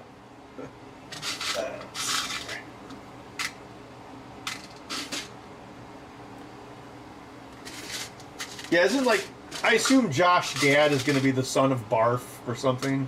So hopefully his name is like Puke. Wait, we've already discussed this, haven't we? Yes, I think we have.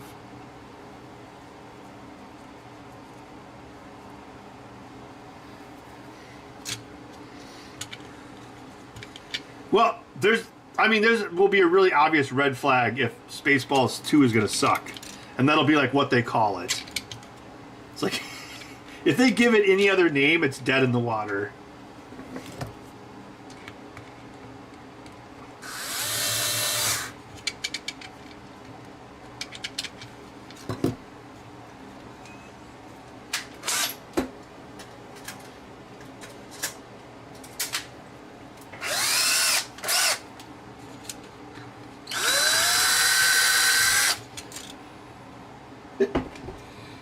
Puke! Why are we spending so much time on a casino planet? I don't know. I thought people would like this.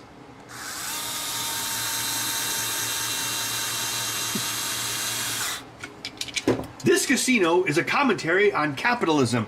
Puke! Our parent company just bought out our rival studio. Oh. I'm just plain yogurt. Okay,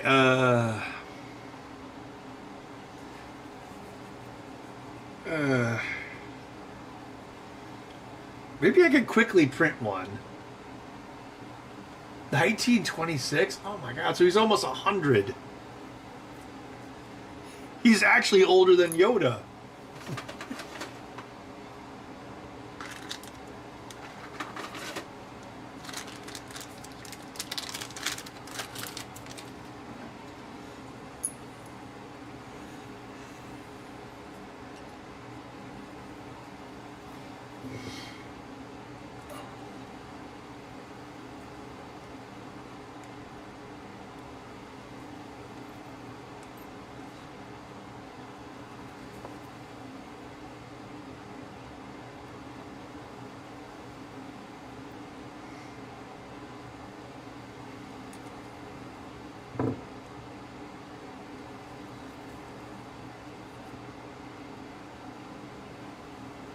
If they call it Spaceballs 2 The Swartz Awakens, just don't go.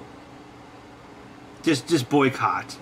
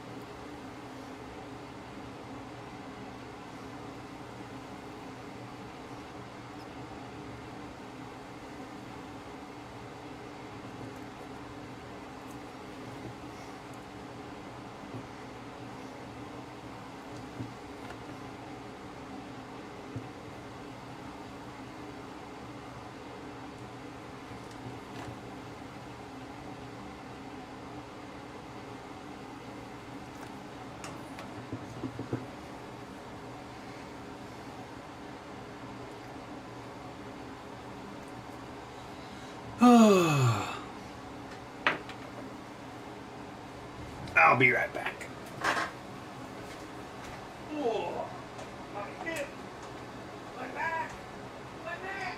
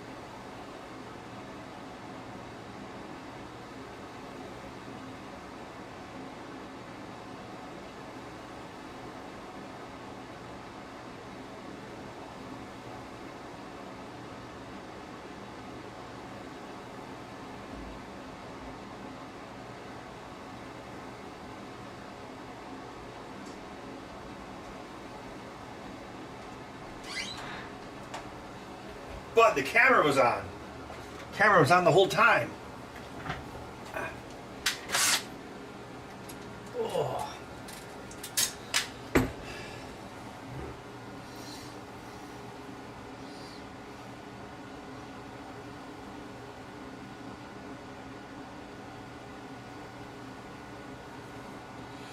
All right, so I'm just gonna quickly print some more of those. I guess I can do the rest of it while I wait.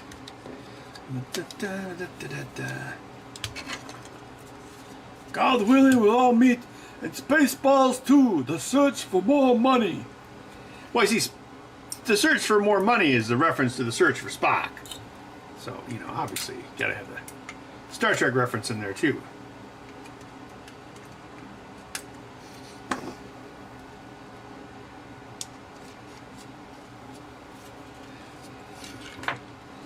Is the, what's her name, Daphne Zawinga, is she going to be back in it? Is Bill Pullman going to be in it? Barf!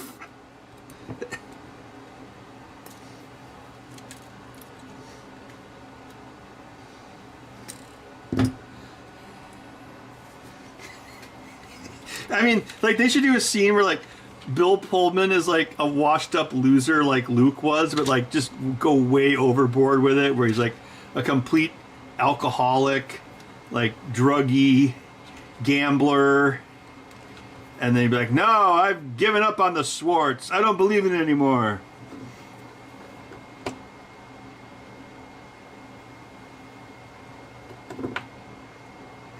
Although even that would be a fairly milquetoast take on The Last Jedi.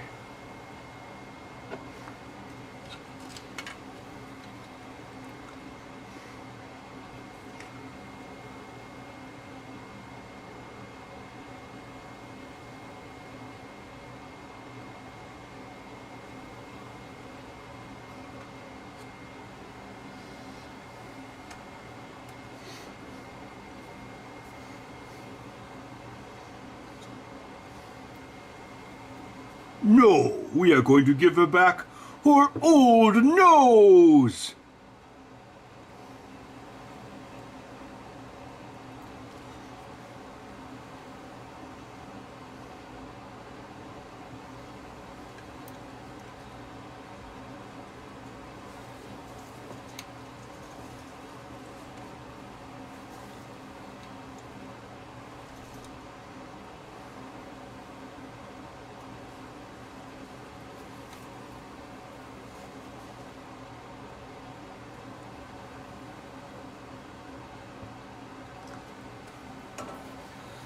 Uh-oh. Pretend you didn't see that. This is an unlisted wall.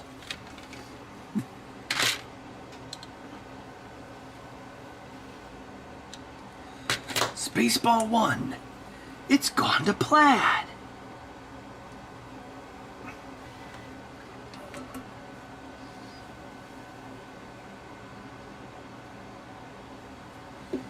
Well, it's okay, because Pizza the Hut ate himself to death, so canonically he's dead.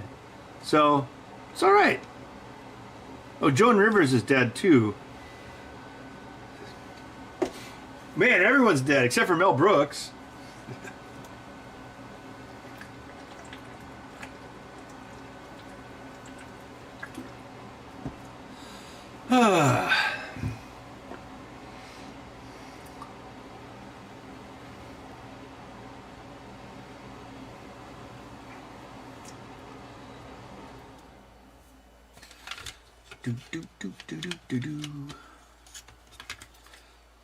Bud, are you a cute kitten? Are you a sleepy sphinx?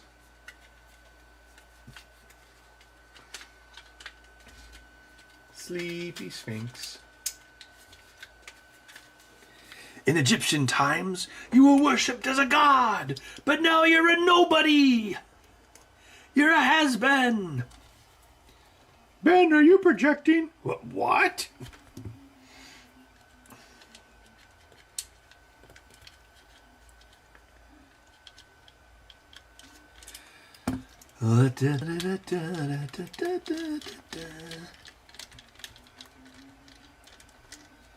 The last Xbox controller ever made after Microsoft closes Xbox.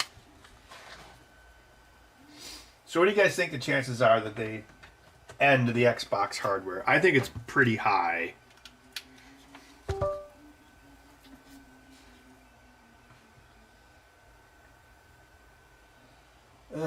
Where's the thingamadoohickey? Oh, that's right. It's Windows 11 on here now. Ugh, gross. Oh, I was using Notepad last night, I think, and there's all this crap in it. So I went into the menu and I'm like, disable autocorrect. It's like, I don't want autocorrect in Notepad. And I certainly don't want AI in Notepad. It's like, oh my God, the shareholders are going to love it. We're going to put AI, Notepad, the program everyone knows and loves. What if it had, wait for it, AI? Oh my God, you're a genius. Yes, our stock is going to go even higher now. That's what everyone was asking for. Why make the search function work when we could have AI in Notepad? We are going to be the first $10 trillion company.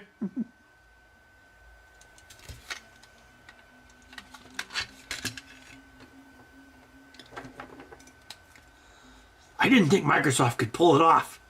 But then I saw they had AI in Notepad, and I'm like, my God, they've done it again.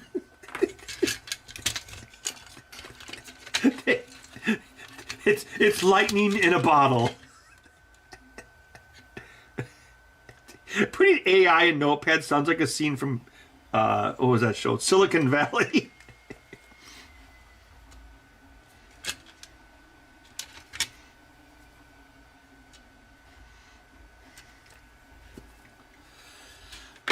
Okay. That's like, our company's failing. What should we do? I know, let's put AI in Notepad. Oh yes, this is what customers have been asking for.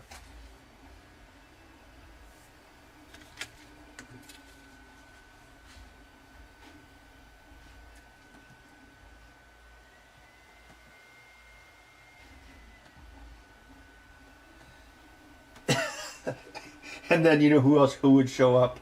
Clippy.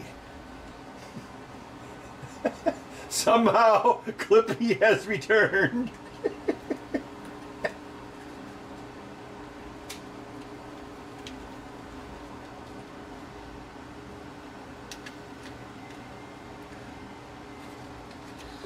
That one looks good.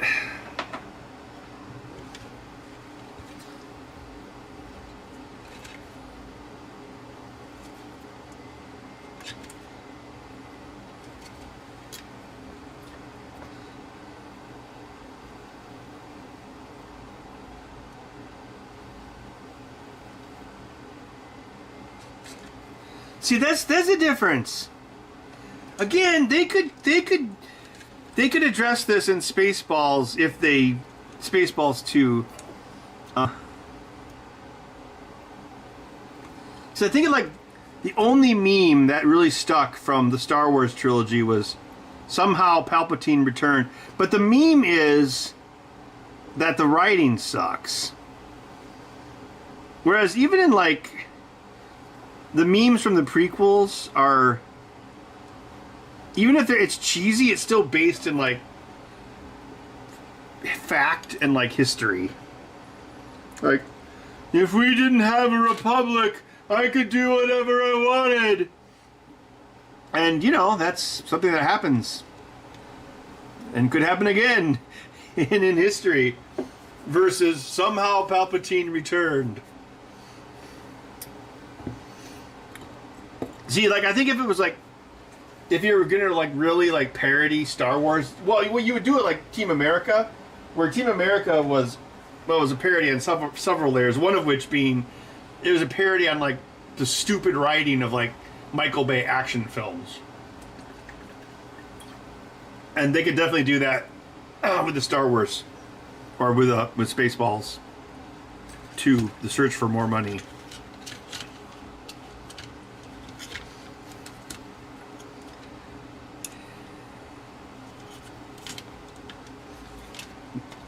it could be like, so whoever the Ray character is, because you know they'll have one, it'll be like, you are nobody.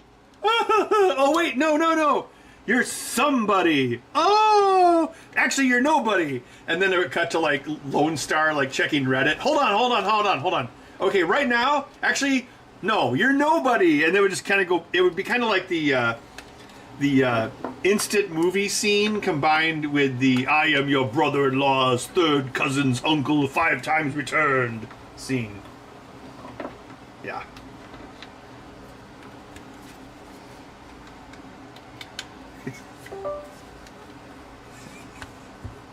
Or there could be a scene where they could be describing this. What was the name? What was the planet? The Star Killer planet in Force Awakens. Like, so maybe they make something like that, and they're describing it to Lord Helmet, and then he takes off the helmet. And he's like, "That's the stupidest idea I've ever heard of." What do you mean, sir? Wouldn't it be easier just to build a base instead of hollowing out a planet? Well, we didn't think about that, sir. Why not? How many assholes we got on this design committee? Yo! See, it writes itself.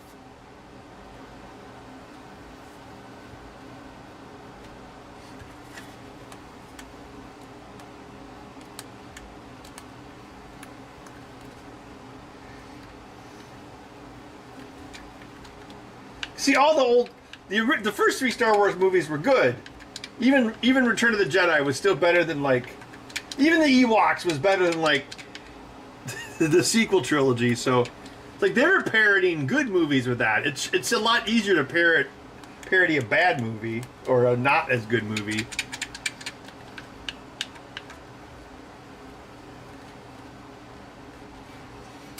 Because it's comedy, and comedy is about cathartic release. So if you just like basically rip on the sequel trilogy, that would be enough to make it funny, because people would be like, oh, you know, like Reddit or whoever complains about this, but now Hollywood's complaining about it. So now I can laugh. It's like an old Eddie Murphy or Robin Williams joke. And so you're like some dude, and there's something about your wife that pisses you off, but you don't say anything. But then Eddie Murphy talks about something or talks about a similar thing, and now you can laugh. That is cathartic release, and that is what comedy is actually about. Speaking truth to power.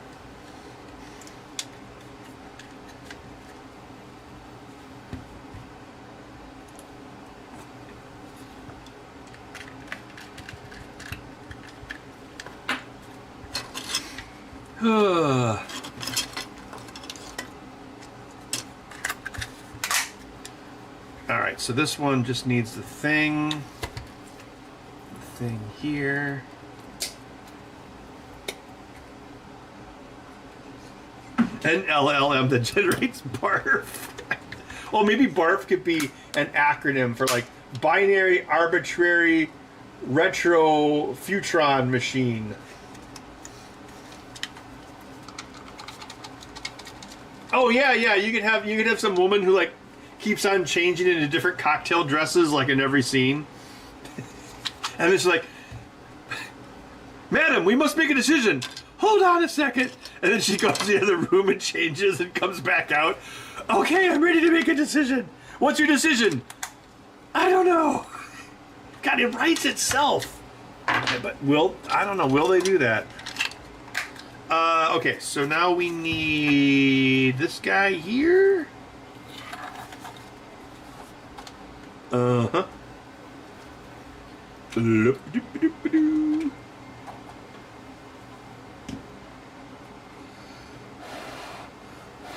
gonna go check that print.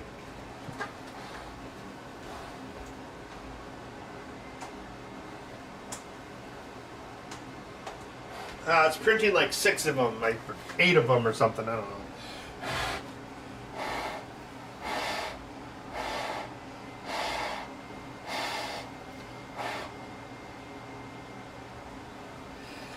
I think J.J. Abrams is a really good director, but he always directs movies with terrible scripts.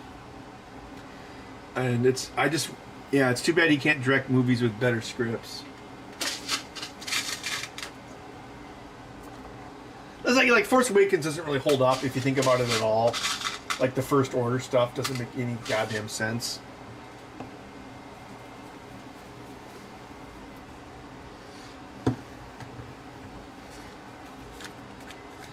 Because if you think about something like, well, let's say you're talking about like the fall of an empire, or an empire, or I'm sorry, a republic turning into a dictatorship, or a, well, I guess it is a dictatorship, but I mean, you can look like, you know, that's happened in history. Like you look at like Rome, or the Roman Empire.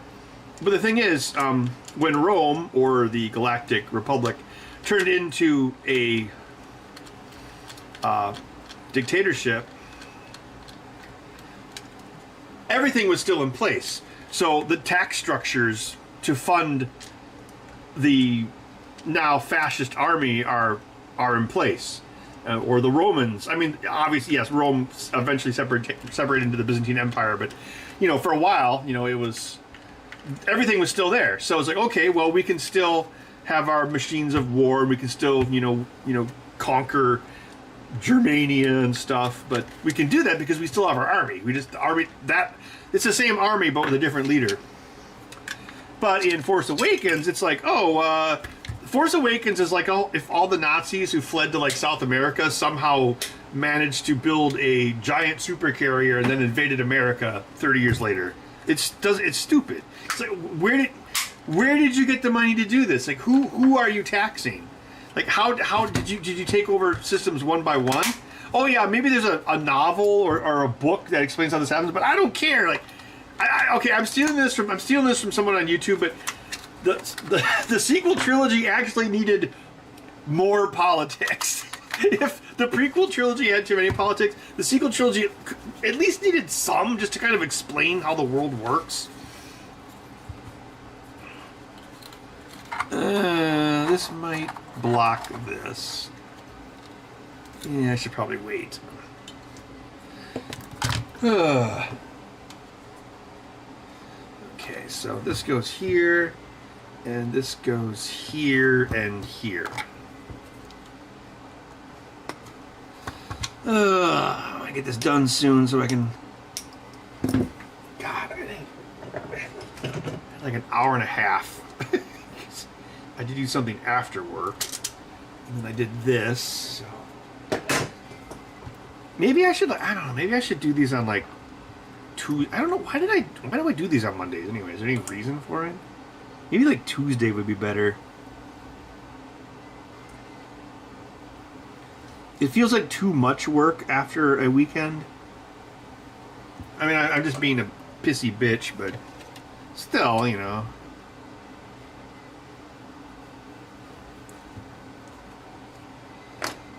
These are side projects. I don't have to do this. I just do it. I mean, I get money from it, yeah, but I don't know. Yeah, I don't know. Maybe Tuesday would be better.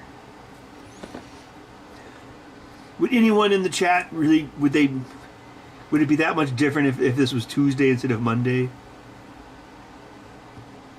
Leave a comment below.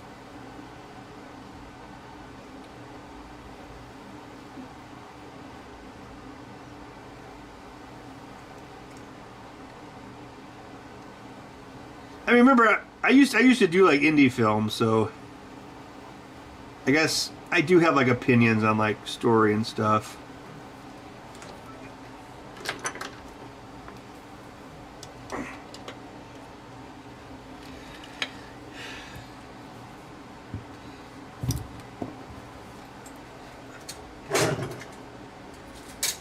So I think a big thing that's missing in a lot of modern stuff is that there's no more metaphor.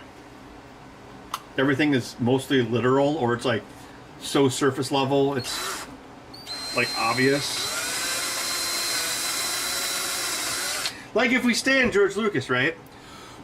Oh boy. Okay. Gotta say, no. Tuesday for streaming cop. Oh, okay.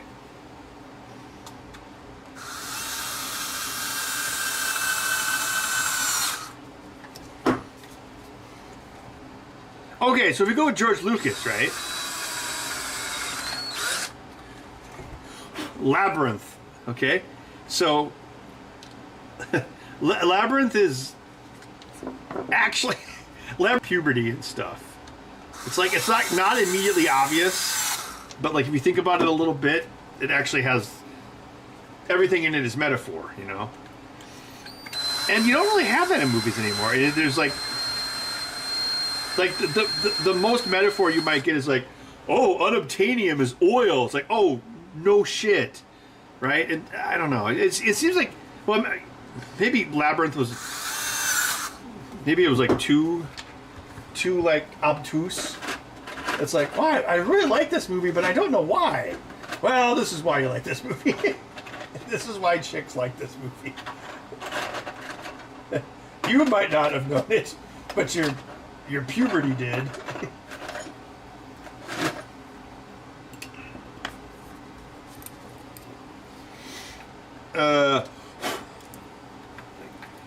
This?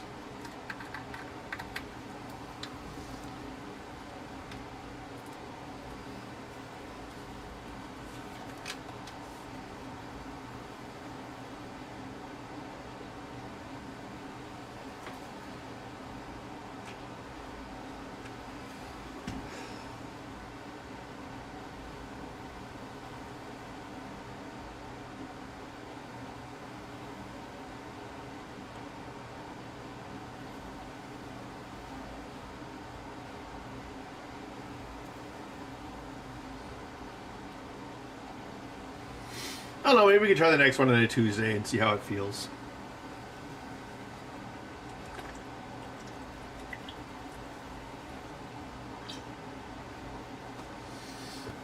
Although, you know, take 2 days off for the weekend, and it's like, well, you should get back to work. I don't know. Oh, that's right. Didn't these need to be, like, adjusted? Oh, yeah, because this... Yeah, this thing hits it. I think... Or does it? Fits pretty good. What are we gonna do?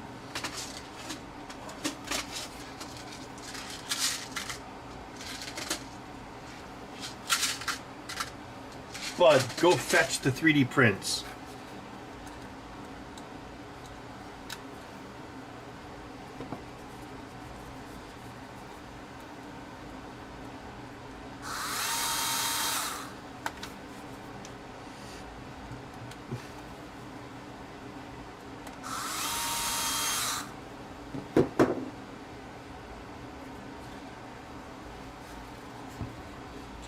I think it's done.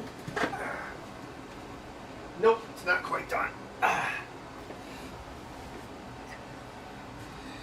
guess we can put on this persnickety D-pad.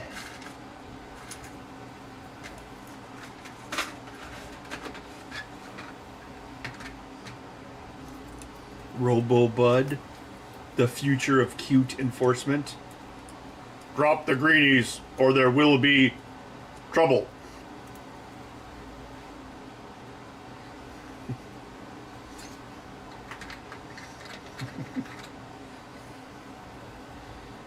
Bitches leave. I had to kill what's his face because he made a mistake. Now it's time to erase that mistake. Hey, there's another movie with a lot of metaphor. Well, some.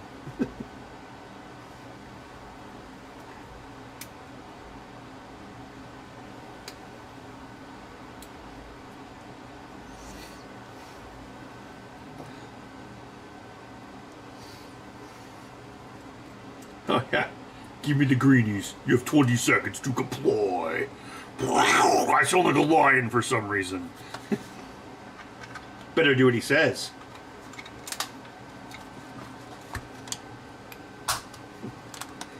I had a guaranteed military contract with Bud 209. Spare parts for 20 years. Who cares if it didn't work?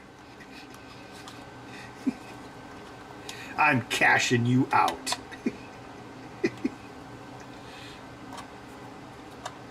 Oh man, Robocop is such a great movie. You know what's great? And it's short. It's like an hour and 40 minutes.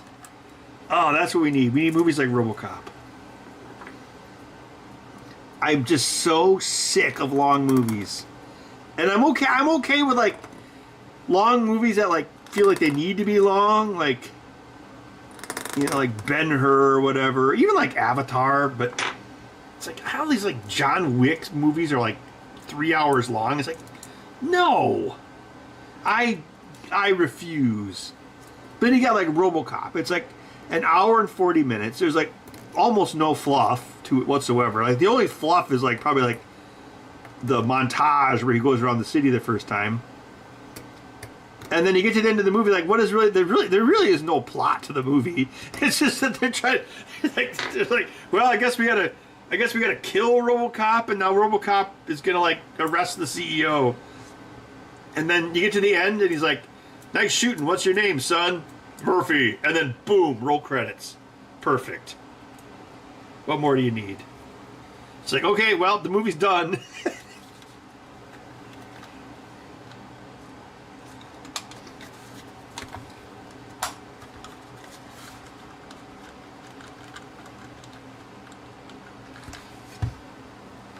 Better do what he says.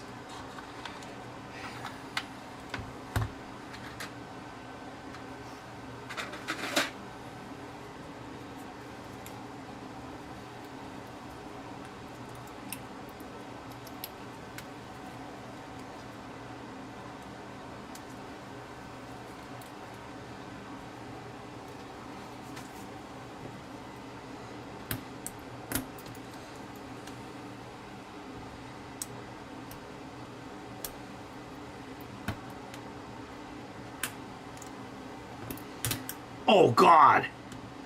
Okay.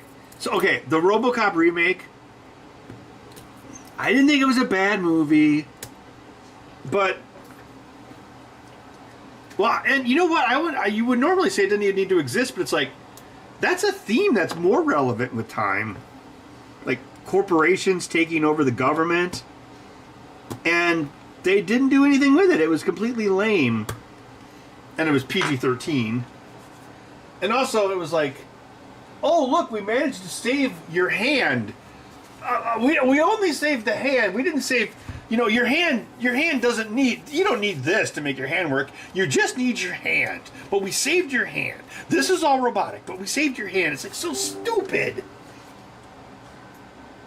You compare that to, I guess we're on Star Wars. You compare that to Empire Strikes Back. He gets his robot hand, but they actually have to replace all of this because you need that to make a hand work.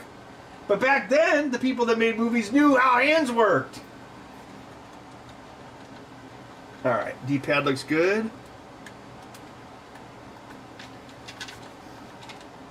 But I did like in the whatever Greg Kinnear Robocop, whatever it's called, like, I liked how they showed how much of his body was left, because I always kind of wondered about that with Robocop.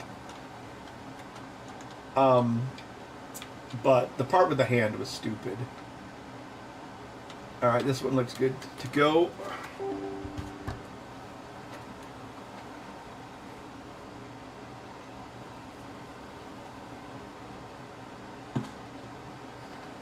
Oh, I guess that was a good segue, because Robocop 2 is directed by Irwin Kershner, who directed Empire Strikes Back. It was a subconscious segue.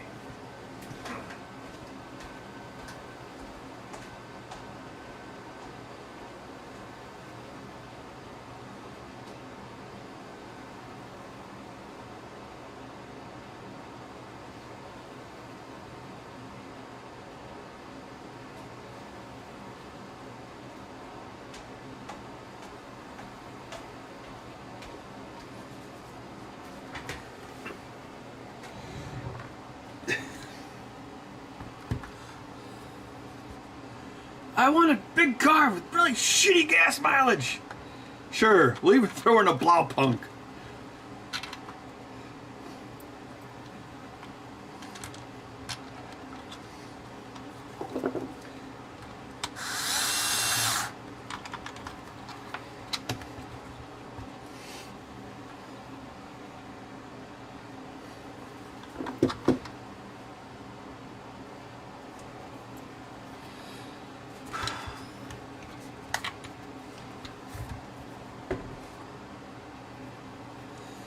I already drilled these holes.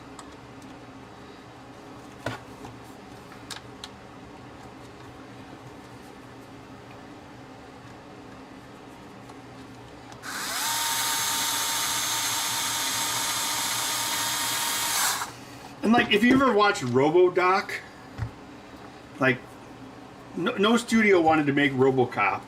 It was like considered like a risk, even though it was pretty modestly budget even for that time. But then when they make the remake of Robocop, it was like they're not taking a risk. Like, even though in the movie nobody went to it. That's all the funny. Like, nobody goes to these goddamn remakes.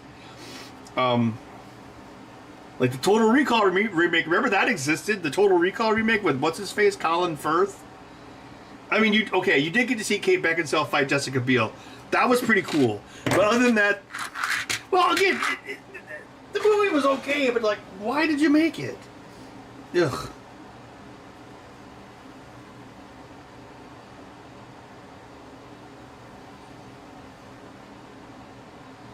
Oh, if you haven't played it, the Robocop years ago is pretty solid. I mean, it's not the greatest game, but I think it was like $40, like brand new, so it was definitely worth $40. And I think they had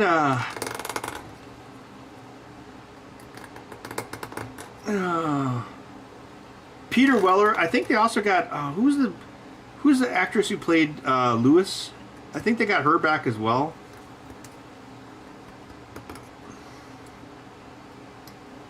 It was pretty good.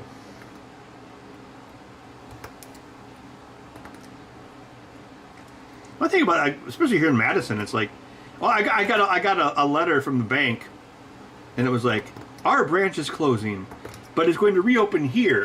And I look at the address, and I'm like, oh, that's that new yuppie apartment mixed-use building that's like 1 block north of the bank. And then I guarantee that the old bank building will be torn down and turned into a mixed-use yuppie apartment building.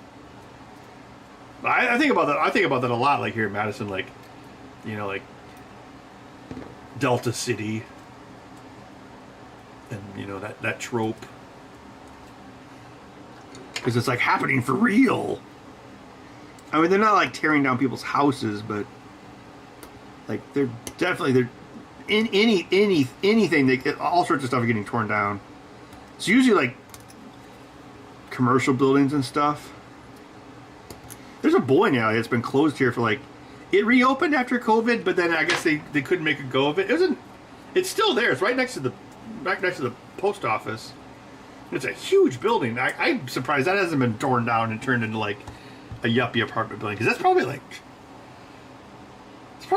3 acres, and it's just like a big giant parking lot and a big empty building. Maybe they're trying to sell it.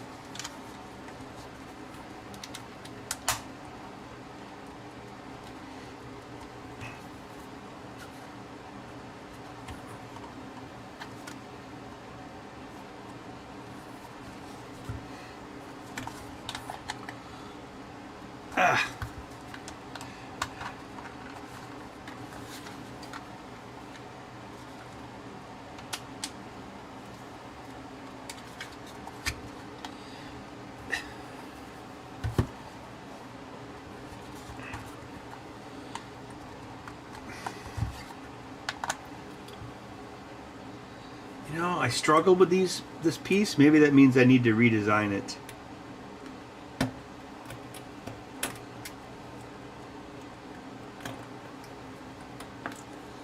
If it would take less time to redesign it than all the times I've struggled with it, maybe I should redesign it. Gotta be some sort of sunk cost fallacy there.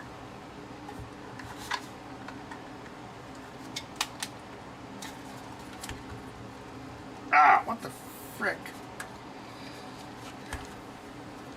If you will not turn to the dark side, then perhaps she will. No!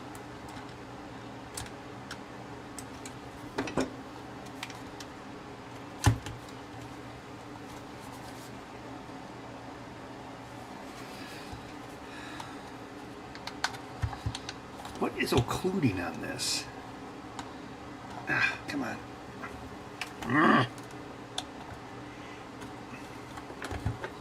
I designed this to come apart.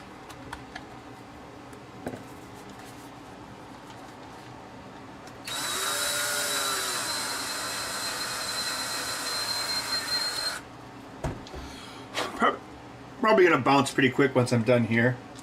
But thanks for everyone who stopped by. And I guess we'll see you in the future. Your future is whatever you make it. So make it a good one. Marty, destroy the time machine. Oh wait, I built another one. Marty, you said you'd never build another time machine. I lied.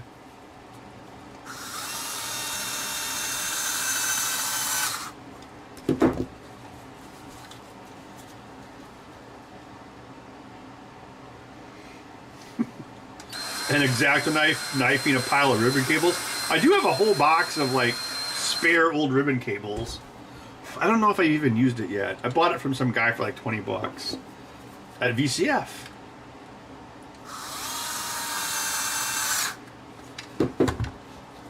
Ugh.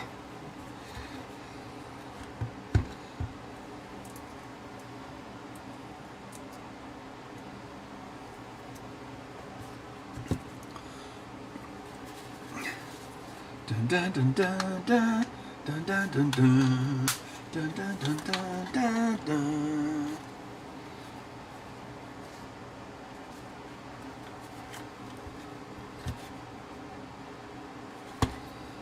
It looks a bit weird.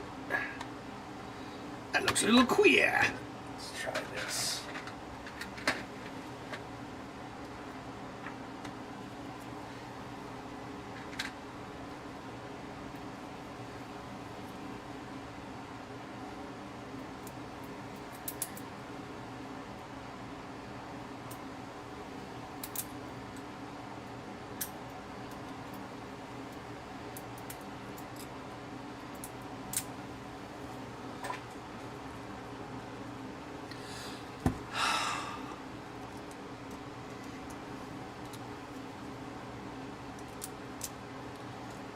Could be the plastic itself.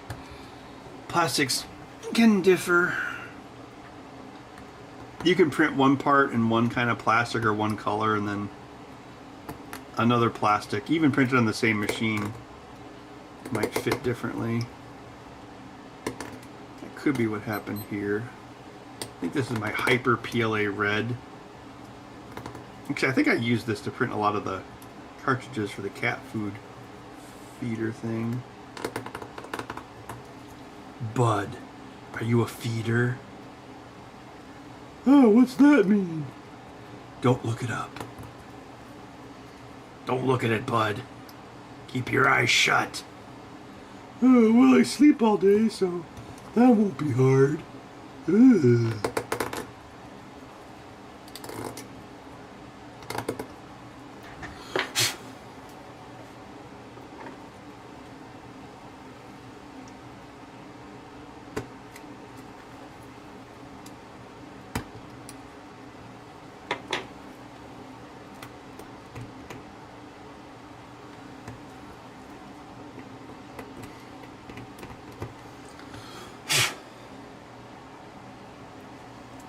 Multiple auto feeders? No, he's fine with this one. He uses it already.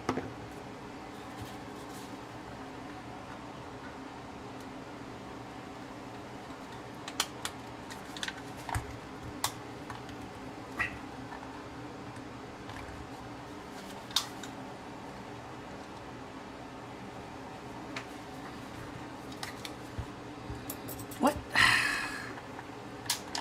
Oh, no, that...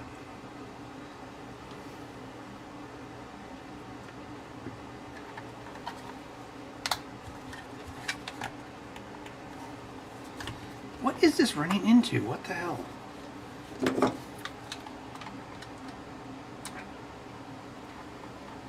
I missing something? This controller's cursed. Yeah, this is what I was having trouble with, too.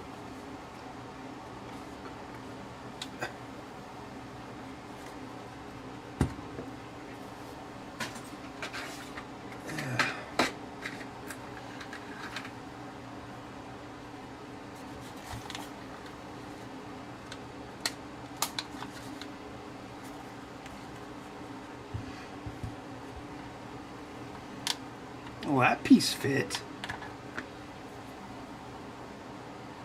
Oh, damn it.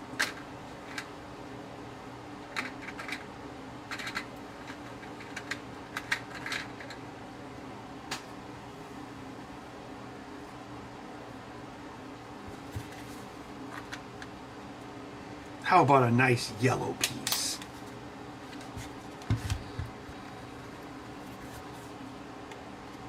Okay, it fit. Get all the screws in place.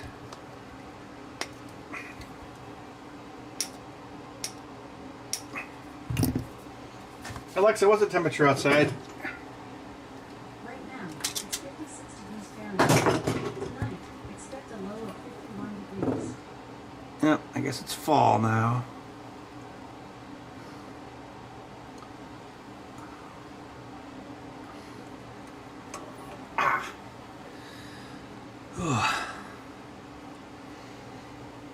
One thing about using a standing desk is it unacclimates my back to like this hunched over work. Oh, it's whatever. Yeah, I'm sure I'll live. Unless I don't.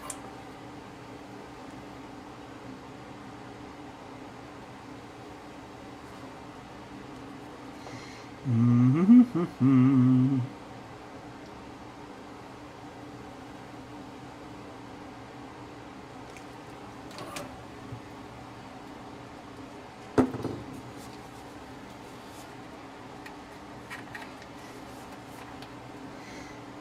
I wonder what Bud thinks of the auto feeder. He probably doesn't care. He's probably like, ugh, food. That's all I care about. Ugh, I don't even like Ben. Except for he gives me food. That's all I care about. Aw. Cute cat. Were you sleeping peacefully?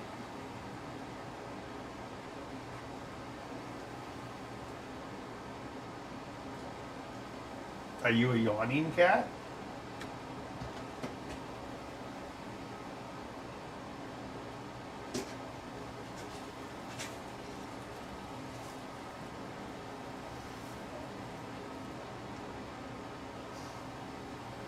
Are you ready to go upstairs?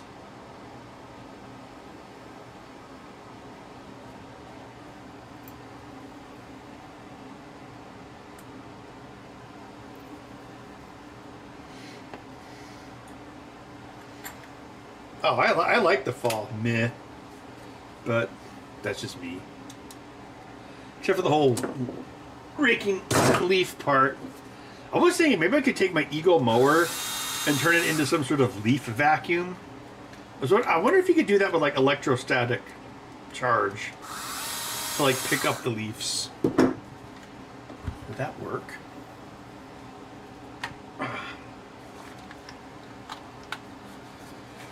All right. It's the final test down.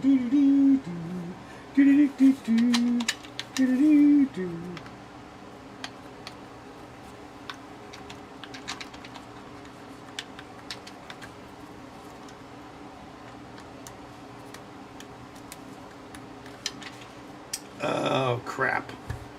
The lower analog's not responding.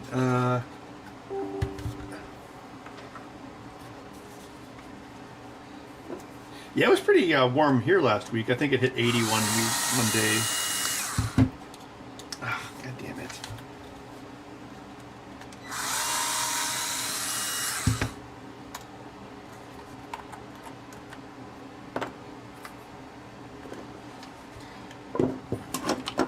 Oh. Tenacity failing.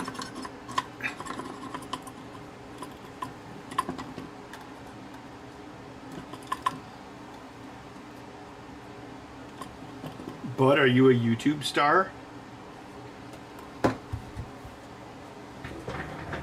Nice, Bud. Nice, Bud. Ah! A killer cat! You tried to eat me. You want to eat a human?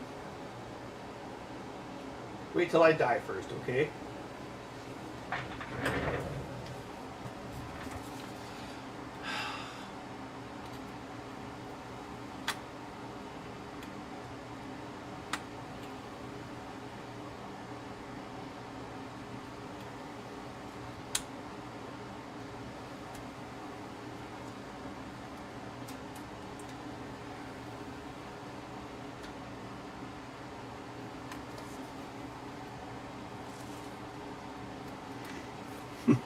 Yes, it's a teardown video of something I built.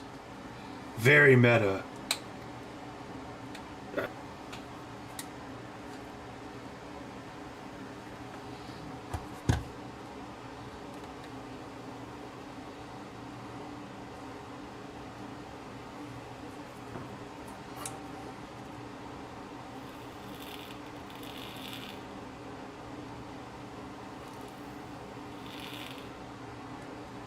That's a weird sound. What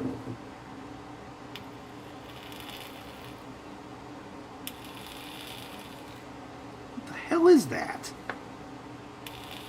Can you hear that? What the frick is that? Like Rice Krispies or something.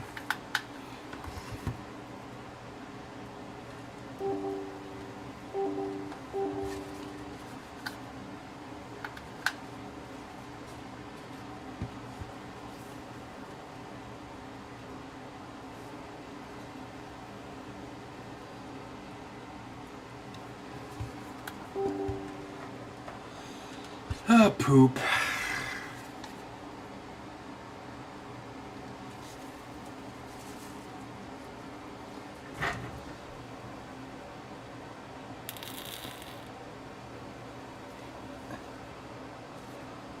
What is that noise? That is crazy.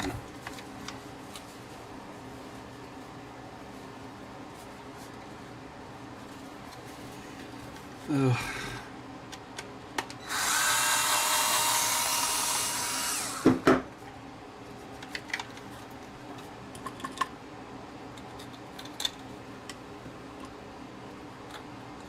Oh, 11:09. Ugh.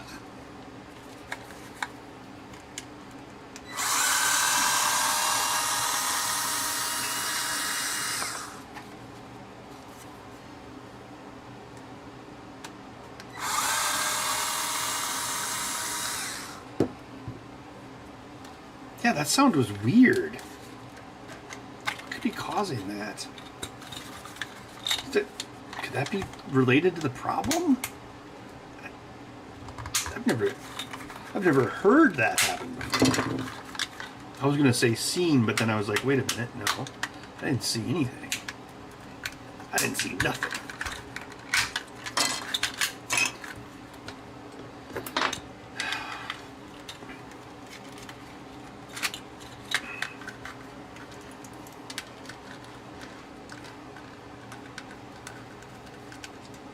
No, it's iron's at the same temperature. The other pads didn't do that. The other pads didn't make the sound.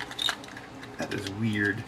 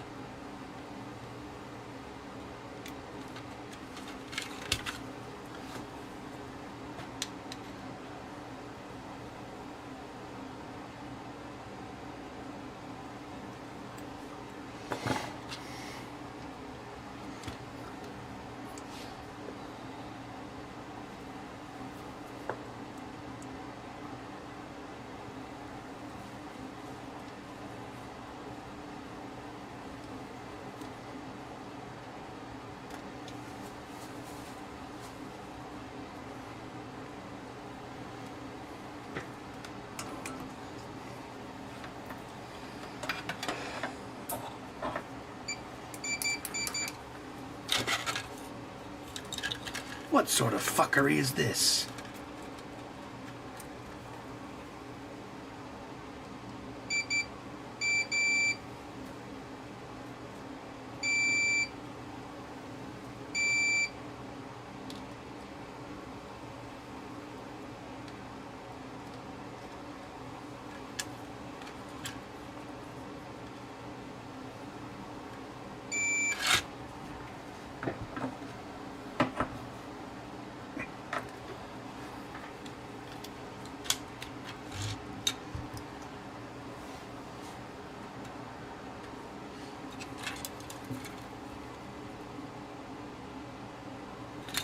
Alright, the ground connection on that was a cold solder joint.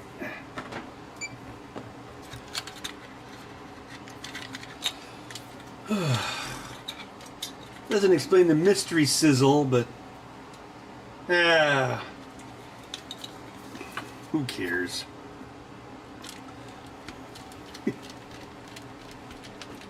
It's too late in the evening for me to care.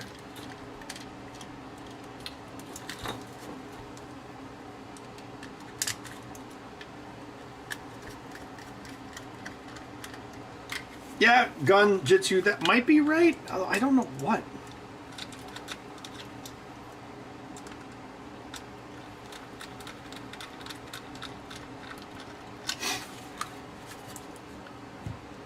It almost sounded like flux or like, oh, you know what it could have been? Like when I, oh yeah, you know what it probably was. When I used the rubbing alcohol to remove the hot glue from the edges, it could be boiling hot glue or boiling rubbing alcohol. If some of it got trapped under the pot. That's probably what it was. Mystery solved. No, it was a Loch Ness Monster.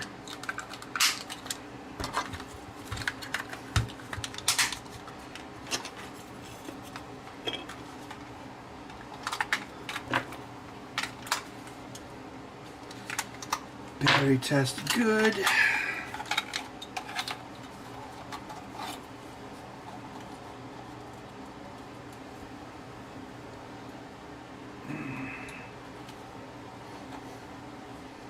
It's the sizzling taste of begging bacon.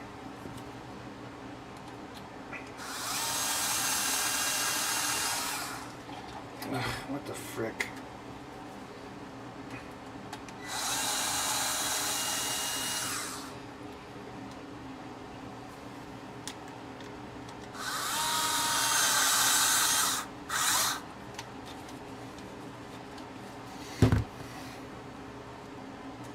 Kids come a-running for the fresh taste of goat.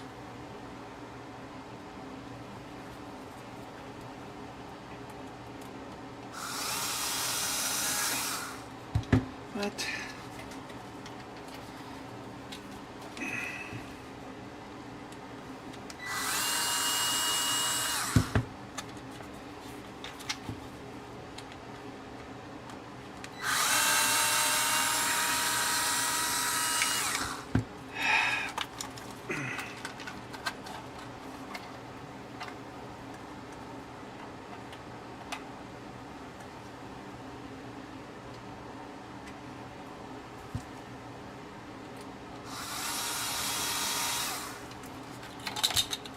What? That didn't even go. Ugh. All right, gotta calm down. Gotta calm down. Deep breaths.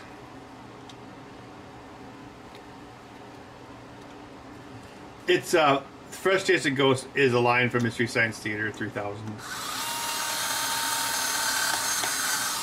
Here's a reference only 80s kids or 90s kids will know.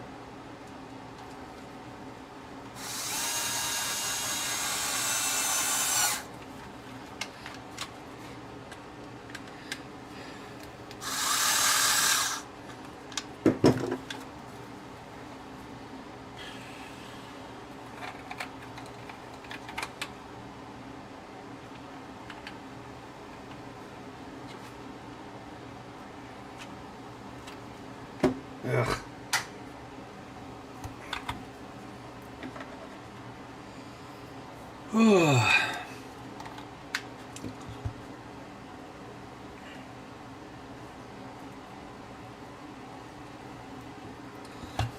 Ooh. Well, again, thanks to everyone who stopped by. It's going to be a instant clock out when the time comes. So, yeah, I hope you enjoyed yourself. And, yeah. Oh, jeez. Ow. Oh. Oh, Joel all the way. 1,000,000%.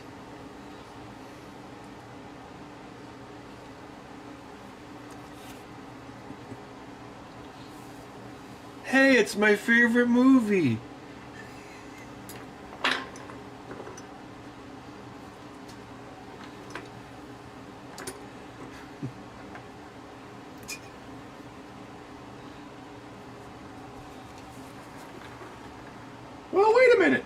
Does Mike's bed exist if Mike's not here? Oh, I don't know.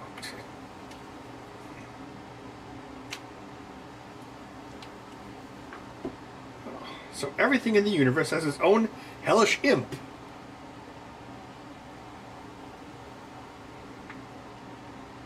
Oh.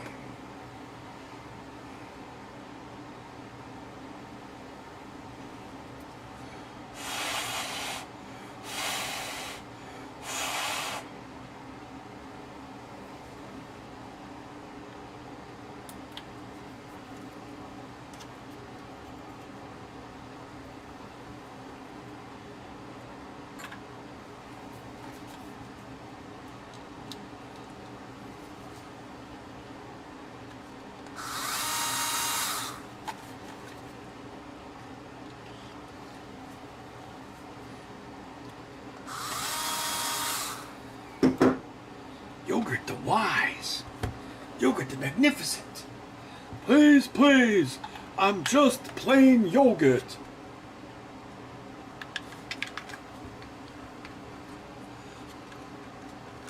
Alright, we're good to go. Alright, we'll see you all next time. And have a good evening and stuff. Adios. Say goodbye, bud. What is this? Is it a cable of some sort?